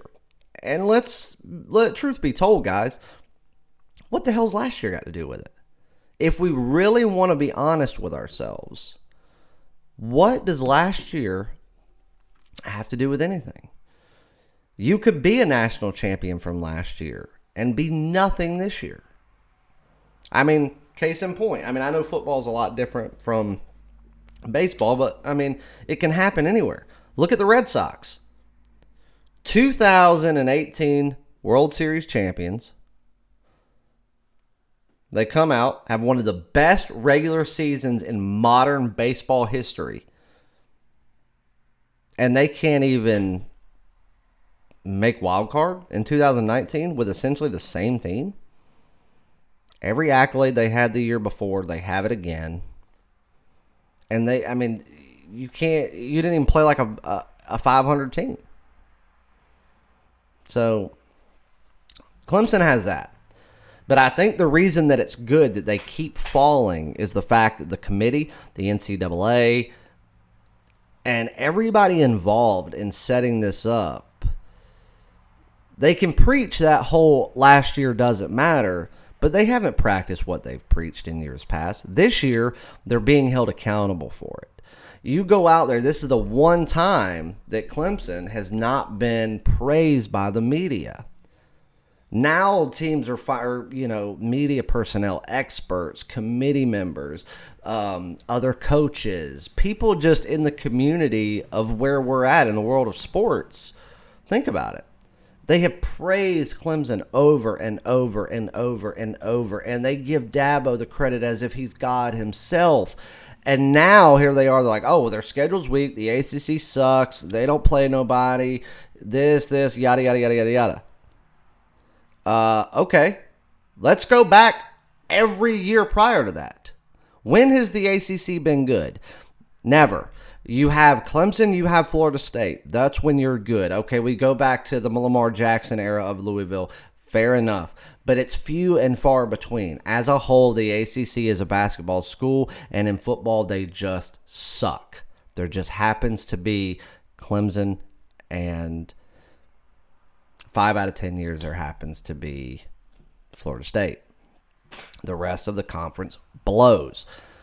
You don't play anybody. Clemson has a $3 million a year budget to bring in people like Wofford, Furman, South Carolina State. Nobody schools to get beat. So they're saying all this. All these teams are like, it's preposterous that Clemson should be in the top 5. But the thing is, it's the same people that were last year saying that they deserve to be number 1. So they're eating their own words. They're having to. That's always been my stance. You don't play nobody. Your conference sucks. They don't give Boise State a shot at the playoffs. You didn't give UCF a shot at the playoffs, and they fucking deserved it. So why does Clemson need to be number 1, number 2, number 3, or number 4? You win out. You win your conference. You are the defending national champions, and I don't think that there's any other way you could go away from Clemson getting another shot at the playoffs. I think that they've earned it enough. But if you're going to keep giving it to somebody like that and using terms like their conference sucks, they haven't played anybody, they don't deserve it. But if they get it, then teams like Central Florida with what they did for 2 straight years, teams like Boise State for what they did for the better part of 5 years, you've got to give it to them too. Just because they're not a Power 5 school doesn't mean that they shouldn't be given a chance. We're in the decade of the Cinderella. Everybody loves a Cinderella story. Everybody loves it. Ever since the Cubs won the World Series in 2016, look what's happened. 2017 rolls along. The Houston Astros win. Great. I wouldn't call that a Cinderella story, but it's a story that, was good for baseball. Okay? It wasn't your typical team. Now, look at what's happened in the last year. I want you to look at every major sport. Okay? St. Louis Blues in hockey. This is following the Washington Capitals winning a Stanley Cup. First time in franchise history. Now you have one, which is an even bigger win because of the St. Louis Blues coming from a dilapidated city that's trying to get back on its feet, losing their football team. Their baseball team has just been kind of in idle mode. Now you have the St. Louis Blues, which is now the team of St. Louis, and they win the Stanley Cup. You have the Washington Nationals. Huge, huge win for that franchise. You went out there and beat all odds to win a World Series. That's 2 Cinderellas in 1 year. NBA, Toronto Raptors, really? That's 3. What do we have left? All we have left is the NFL. If this is set up to be a true Cinderella year, what's going to happen? Are the Detroit Lions going to figure out a way to win the Super Bowl? That would be great. I would love that. I actually don't hate the Lions. I actually like them. There you go, Ryan. Detroit Lions. 49ers. The 49ers can't really be a Cinderella. They've won too many championships. The organization is a championship organization. I would say that if you wanted to talk about Cinderella within the NFL, the true Cinderella is going to be the Detroit Lions. Outside of Detroit, then you would be talking about a team like Jacksonville, the Dolphins. Well, that's not going to happen. The Cardinals, The Chargers.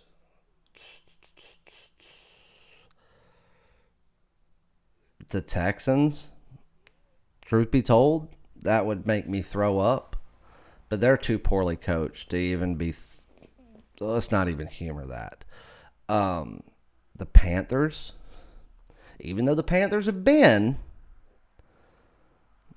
that's still one of those teams. But go back to each one of these teams winning. The Browns, there you go. That's a great one. So that would be huge. The Browns or the Lions. Those are your two true Cinderellas right there. But let's think about this for a second. Look at every team that has won. I don't get the ACC network. I really wanted to watch Tar Heels. How did they look? The new guard was phenomenal. He set an ACC record for offensive production in his first game with over 30 points. Yeah, they looked amazing last night. Again, let's not overthink it. Let's not get overhyped. Let's not overreact, but they looked good. Look at the Nationals starting out the worst team in with truthfully the worst record in the National League through the first 50 games of the season. Look at the St. Louis Blues. Nowhere near even remotely thought about in the first quarter of the season as being Stanley Cup material.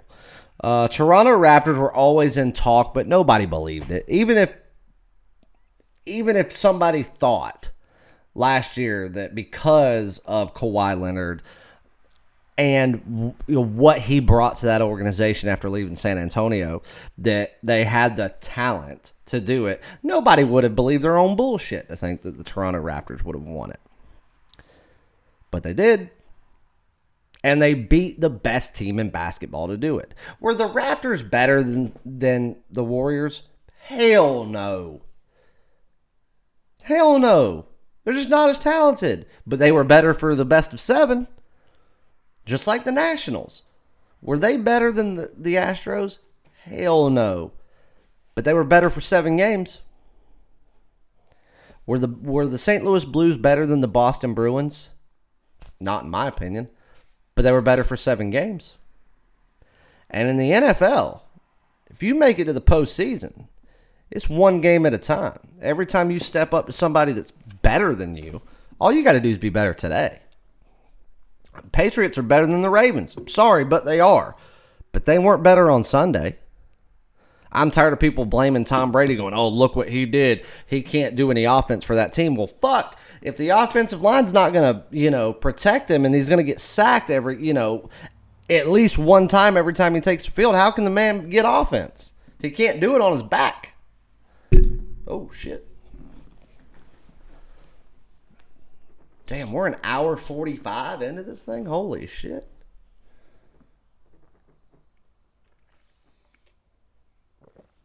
All right, looks like I'm going to miss a meeting today, so let me send a text message real quick.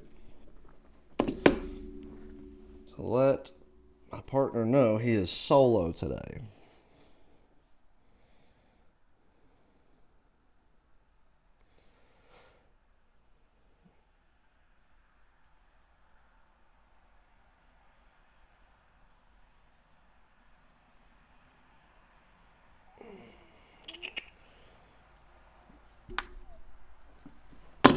All right, let's run this thing for an even 2 hours, guys. So we got 14 minutes. What you want to talk about?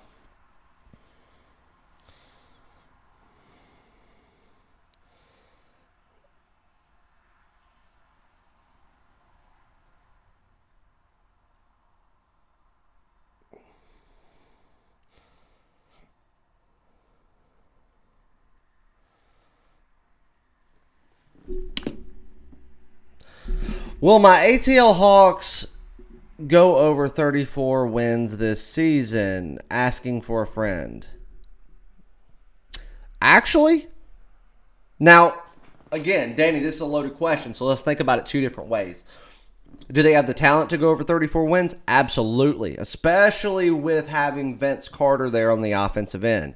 But with this whole bullshit about load management, the NBA ruins itself So now you have to think about, now that Trey's back, is Trey going to play as much as he should play?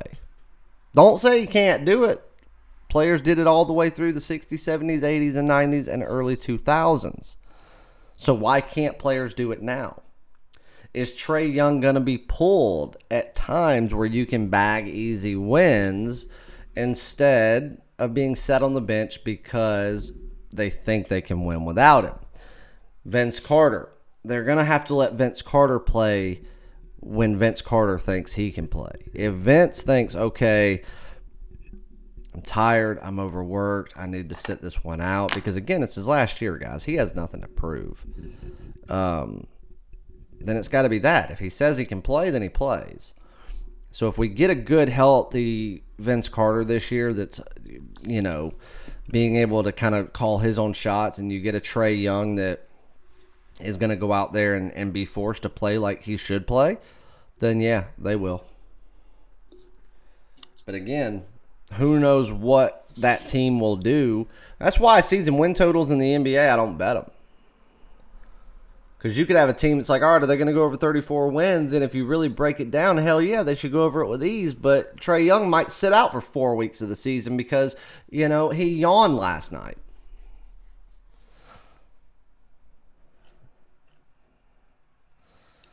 Might think he's a little tired.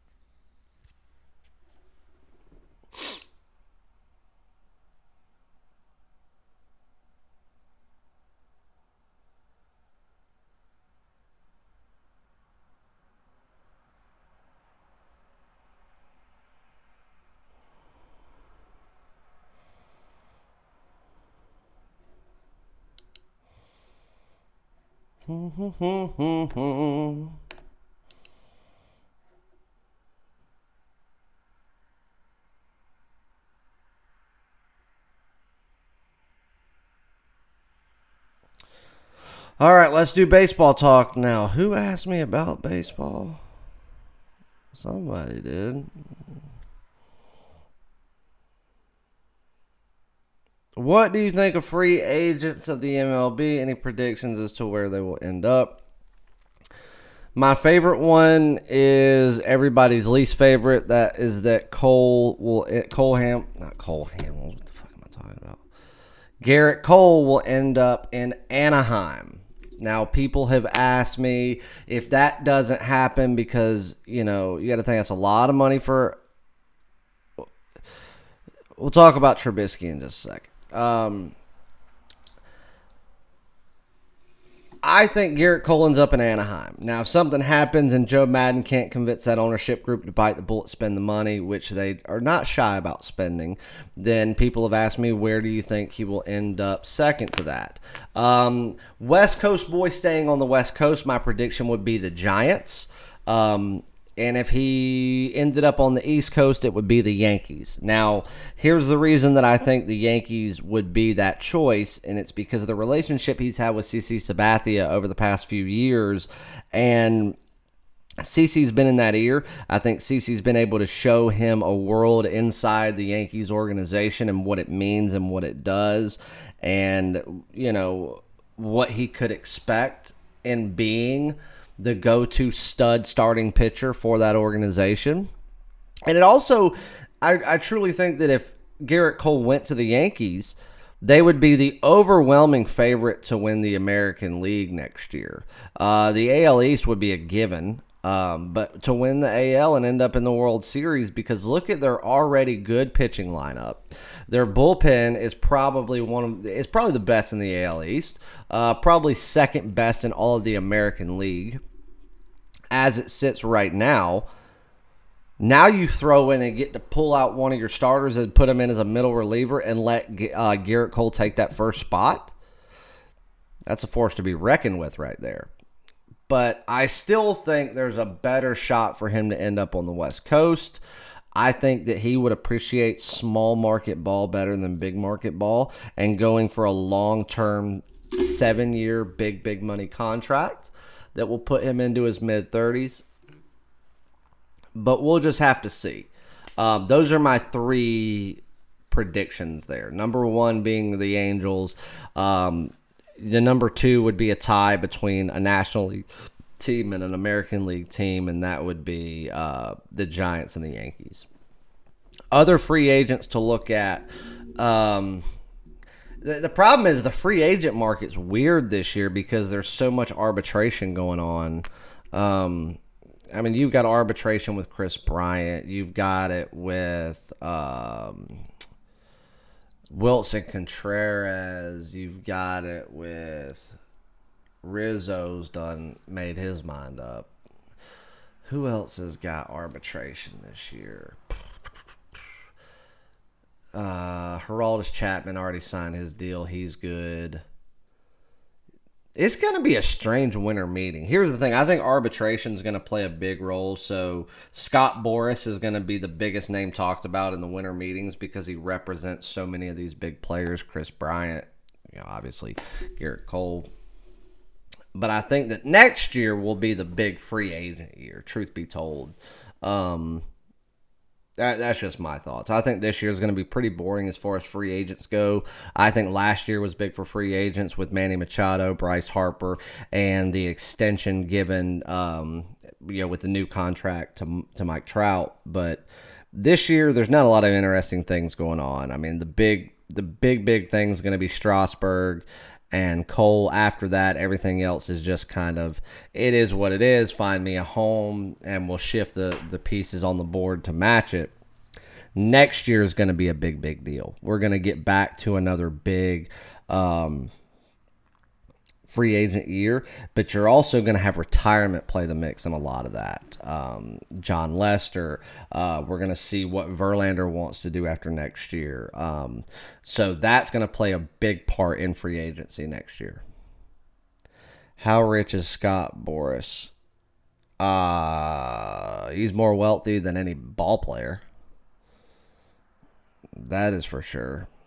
I've actually met Scott Boras a couple of times. He's actually a pretty good dude. He's super dry, though.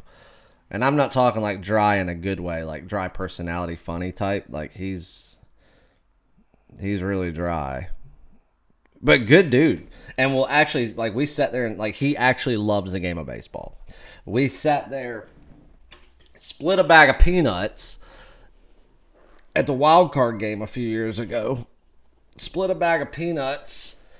I bought him a beer. He bought me the second round. And good dude.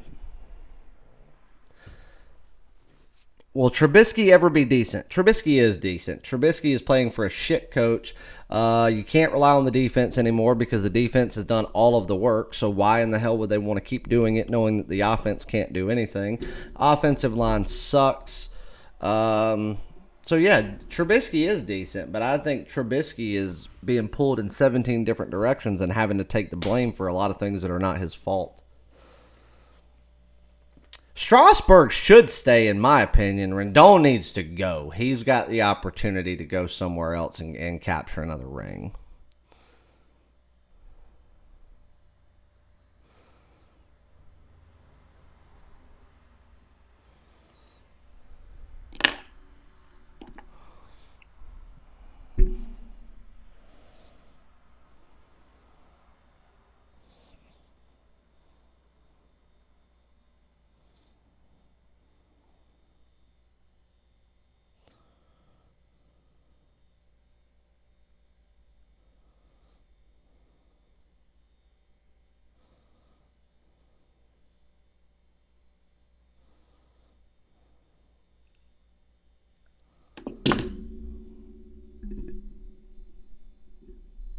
Love the baseball talk. Cam Newton done at Charlotte? Nah, I doubt it.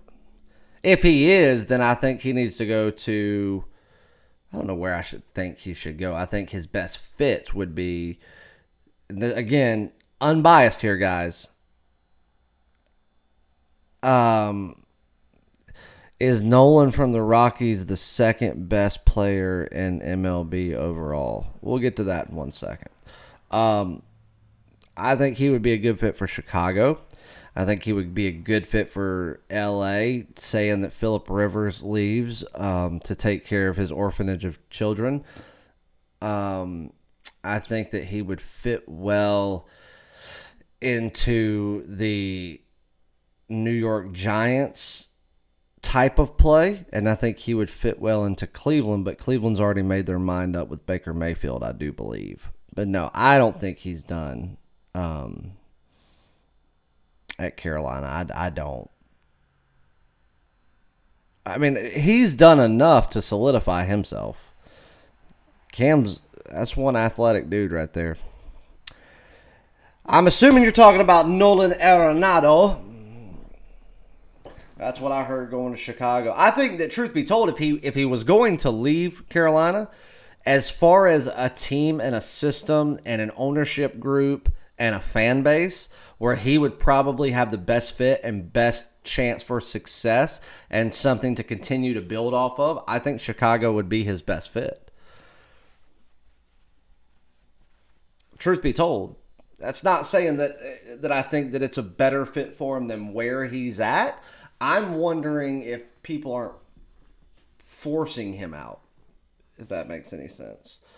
No, I do not think that he is the second best player overall in the MLB. But see, we could talk about this 10 different ways because we look at it certain ways. I would say Mike Trout may not be the best overall player in Major League Baseball. But if you look at it from 60% of the angles that we would look at it at, Mike Trout is. If you want my true opinion on the overall second best player in all of MLB right this very second, the way that I look at things, I would say Mookie Betts.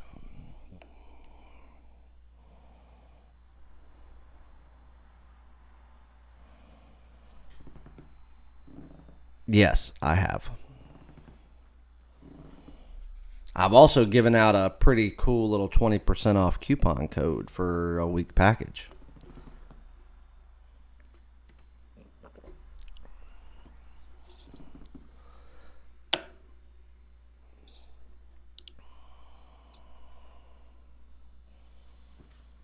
Truth be told, Rendon wouldn't have even been in my top 10 until after the World Series. After the World Series, yeah, he can make his way there, but here we got to get into next year. Just doing something in the World Series is not going to make me rank you,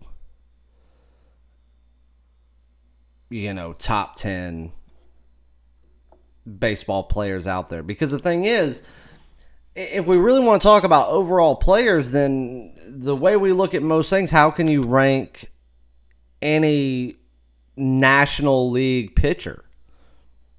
Or, American League pitcher?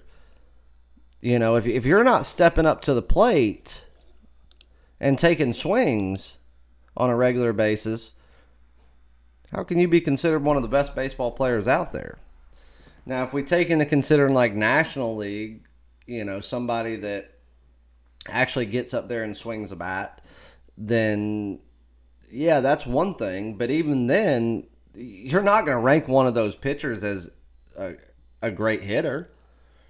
So you have to take the good with the bad because you can't leave a pitcher off of like a top 10 ranking of best baseball players out there. Because without pitchers, baseball doesn't exist. So, the way that I look at things, and as much as I try to find reasons not to take Mike Trout as the best overall player in baseball, and I love Mike Trout. I mean, I love him. But I also think that there are players that have World Series rings that have that accolade in certain situations to be ranked above people that do not have them. But we'll go Mike Trout, best player in the MLB. At this very moment, saying that he stays healthy, he'll stay there. He can solidify himself as one of the greatest to ever play the game, and be in that top 5 as soon as he can get a ring, and I believe that Joe Madden can get him there. Going back to your Nolan Arenado, I would probably think Nolan probably ends up 5th or 6th in my rankings. Rendon's not going to rank in the top 10 until I see what he does throughout the 2020 campaign. I loved what he did in the World Series. I thought it was fantastic, incredible, something that cannot be overlooked, but you got to do more than just be clutch to be the greatest. You know what I mean? You got to be good when, you don't have to be.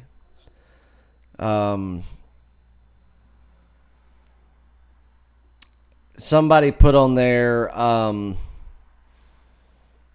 Acuna. I love Acuna. I wish Acuna would come to Chicago, but truth be told, I don't think Acuna is one of the best. I really don't. Acuna's young. Acuna, in my opinion, has a little bit of Javier Baez syndrome when it comes to swinging at bullshit. He does it less than Javi, but look at what he did in the playoffs. Dude was swinging at garbage. I mean, it was pretty pathetic what he was swinging at. I don't think Manny Machado or Bryce Harper would make the top 10.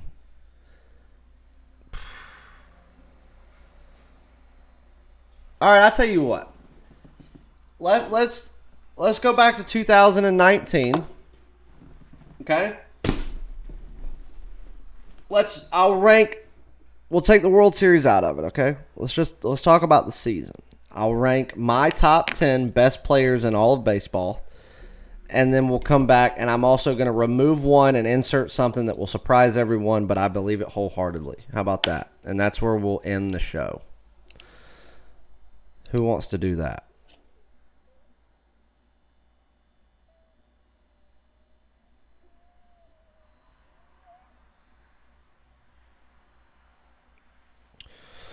All right.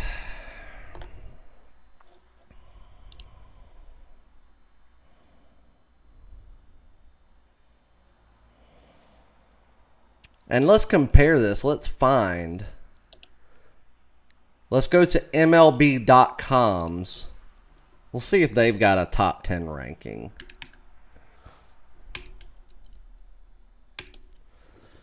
And if they've got a ranking, we'll compare it to what I've got. They've got to have one.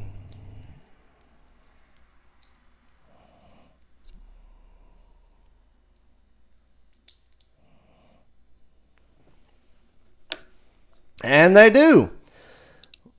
Yep, theirs is most certainly different than mine. Mike Trout, number 1. I'll agree with that. So we'll go with Mike Trout. We'll say that we're the same there.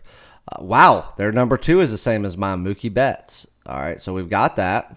Their number 3 is Nolan Arenado. I am not going to pick him at number 3. I will move him back to number 5. I will talk about number 3 here in just a second. Francisco Lindor put it number 4 for them. That would be my number, because he definitely makes the top 10.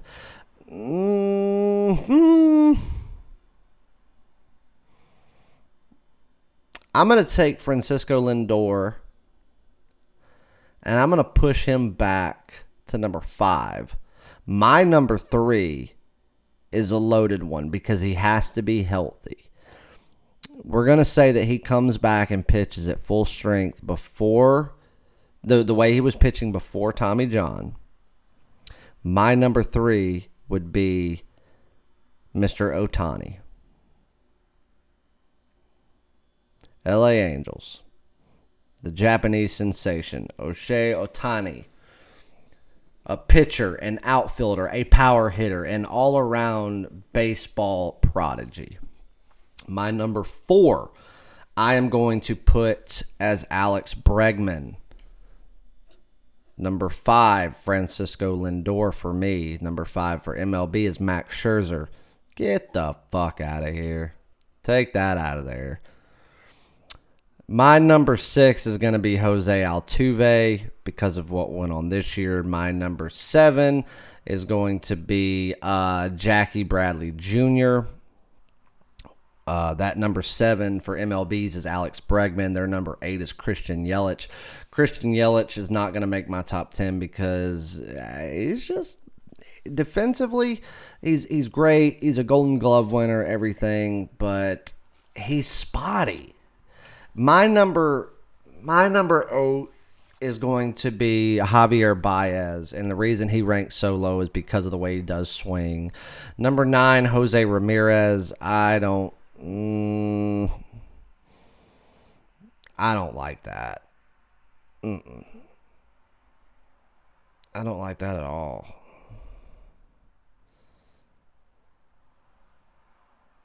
No, I don't like that. All right, so in place of Jose Ramirez, I'm actually going to put Wilson Contreras in there because you got to have a good catcher in there. Number 10, they've got Jacob deGrom. I think Jacob deGrom's one of the best pitchers, but I don't know that he's a top 10 MLB player. My number 10 to round it out, because I've only got one pitcher in there, and he also doubles as an outfielder. So, but that's why he made my top 3, because nobody can do that. They can't play outfield, pitch, and bat the way that you do. That's incredible.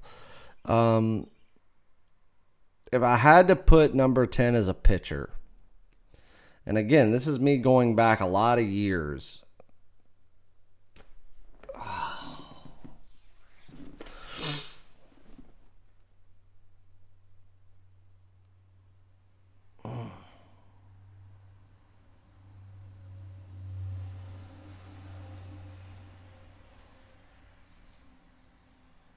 Guys, this is tough. This is a tough one.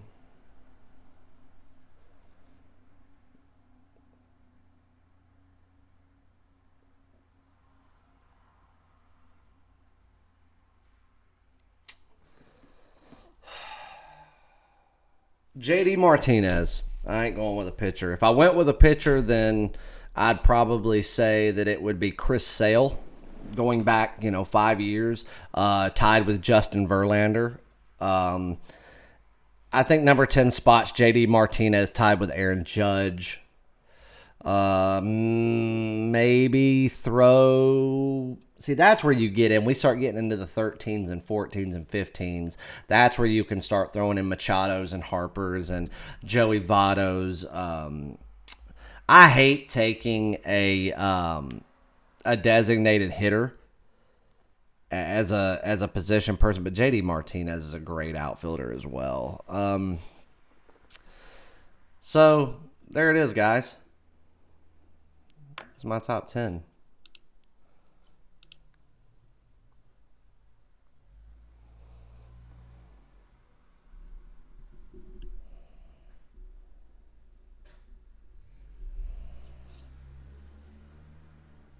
Keith, who has a lot to learn? I guess I need to start paying attention to this chat a little bit more. Oh, Acuna. Oh, Acuna's got talent for days. He's young. He's young, and he's got to learn how to pick his spots a little bit better. But see, that's like Baez. Everybody talks about Baez being a bad hitter. He's not. He just knows that he's got such a high baseball IQ, and he'll tell you, I'm going to swing at the hills for everything, because when I make contact, it's gone. And when I don't, I don't. And it is what it is. And then I'll go out there and make it up on defense because I'm the best defensive player on the field every time I step on it. All right, guys, we are 2 hours and 11 minutes in. It is noon. And I've got a ton of work to do. Is Chris Bryant top 30? Hell yeah, Chris Bryant's top 15, to be honest with you, but he's got to be healthy. Got to be healthy. Chris Bryant's top 20 forever.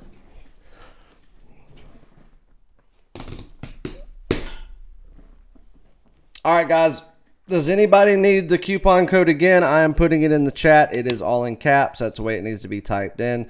For your 1 week package, 20% off. Give you an extra day as well. So 8 days for $80. If you want longer term stuff, send me an email. I've already got one email that I've got to answer to someone that sent it to me a while back. So I'm going to answer that now. I love you guys, and I will see you back. Probably not going to do a free play video today because it's getting late. Another good day yesterday. So a recap of yesterday, top play winner on Arizona minus 22.5. We bought it down to 20.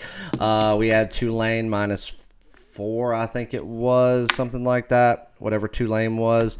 Already done a free play. It was Winthrop minus 3, college basketball. Tulane was a winner last night. Missouri minus 27 was a blowout winner. We did drop Bucknell and Colgate. They won, just could not cover the spread. 1-1 in the NBA. We laid off in NHL last night. So it wasn't the greatest day win-loss ratio, but it was another day of profit. That's all that matters. So we've only had one losing day in that regard in the last 10, 11 days. So make sure that you jump on a package. If you have any questions, shoot me an email, chase@chasewins.com. I enjoyed the live show today. And let's go out there and have a great Thursday night. I want all of you signed up, all of you with me. Let's make money. There's no excuse. That way on Sunday, Monday, you can reach back to me and go, holy shit, Chase, how do you do it? And I'll say, told you. I told you. Let's make money, guys, because all of you need to have your bankroll sitting correct going into baseball season. So you can buy the baseball season and make more money than you've ever dreamed of. 74% in the NHL, 64-23 the record, 19-2 on NHL top plays for 90.5%. Best NHL in the business. The MLB King is taking his NHL King crown. Don't let anybody tell you otherwise. They're just jealous that they're sitting back having to copy my plays to win anything. So, love you guys. Let's have a great day. Peace.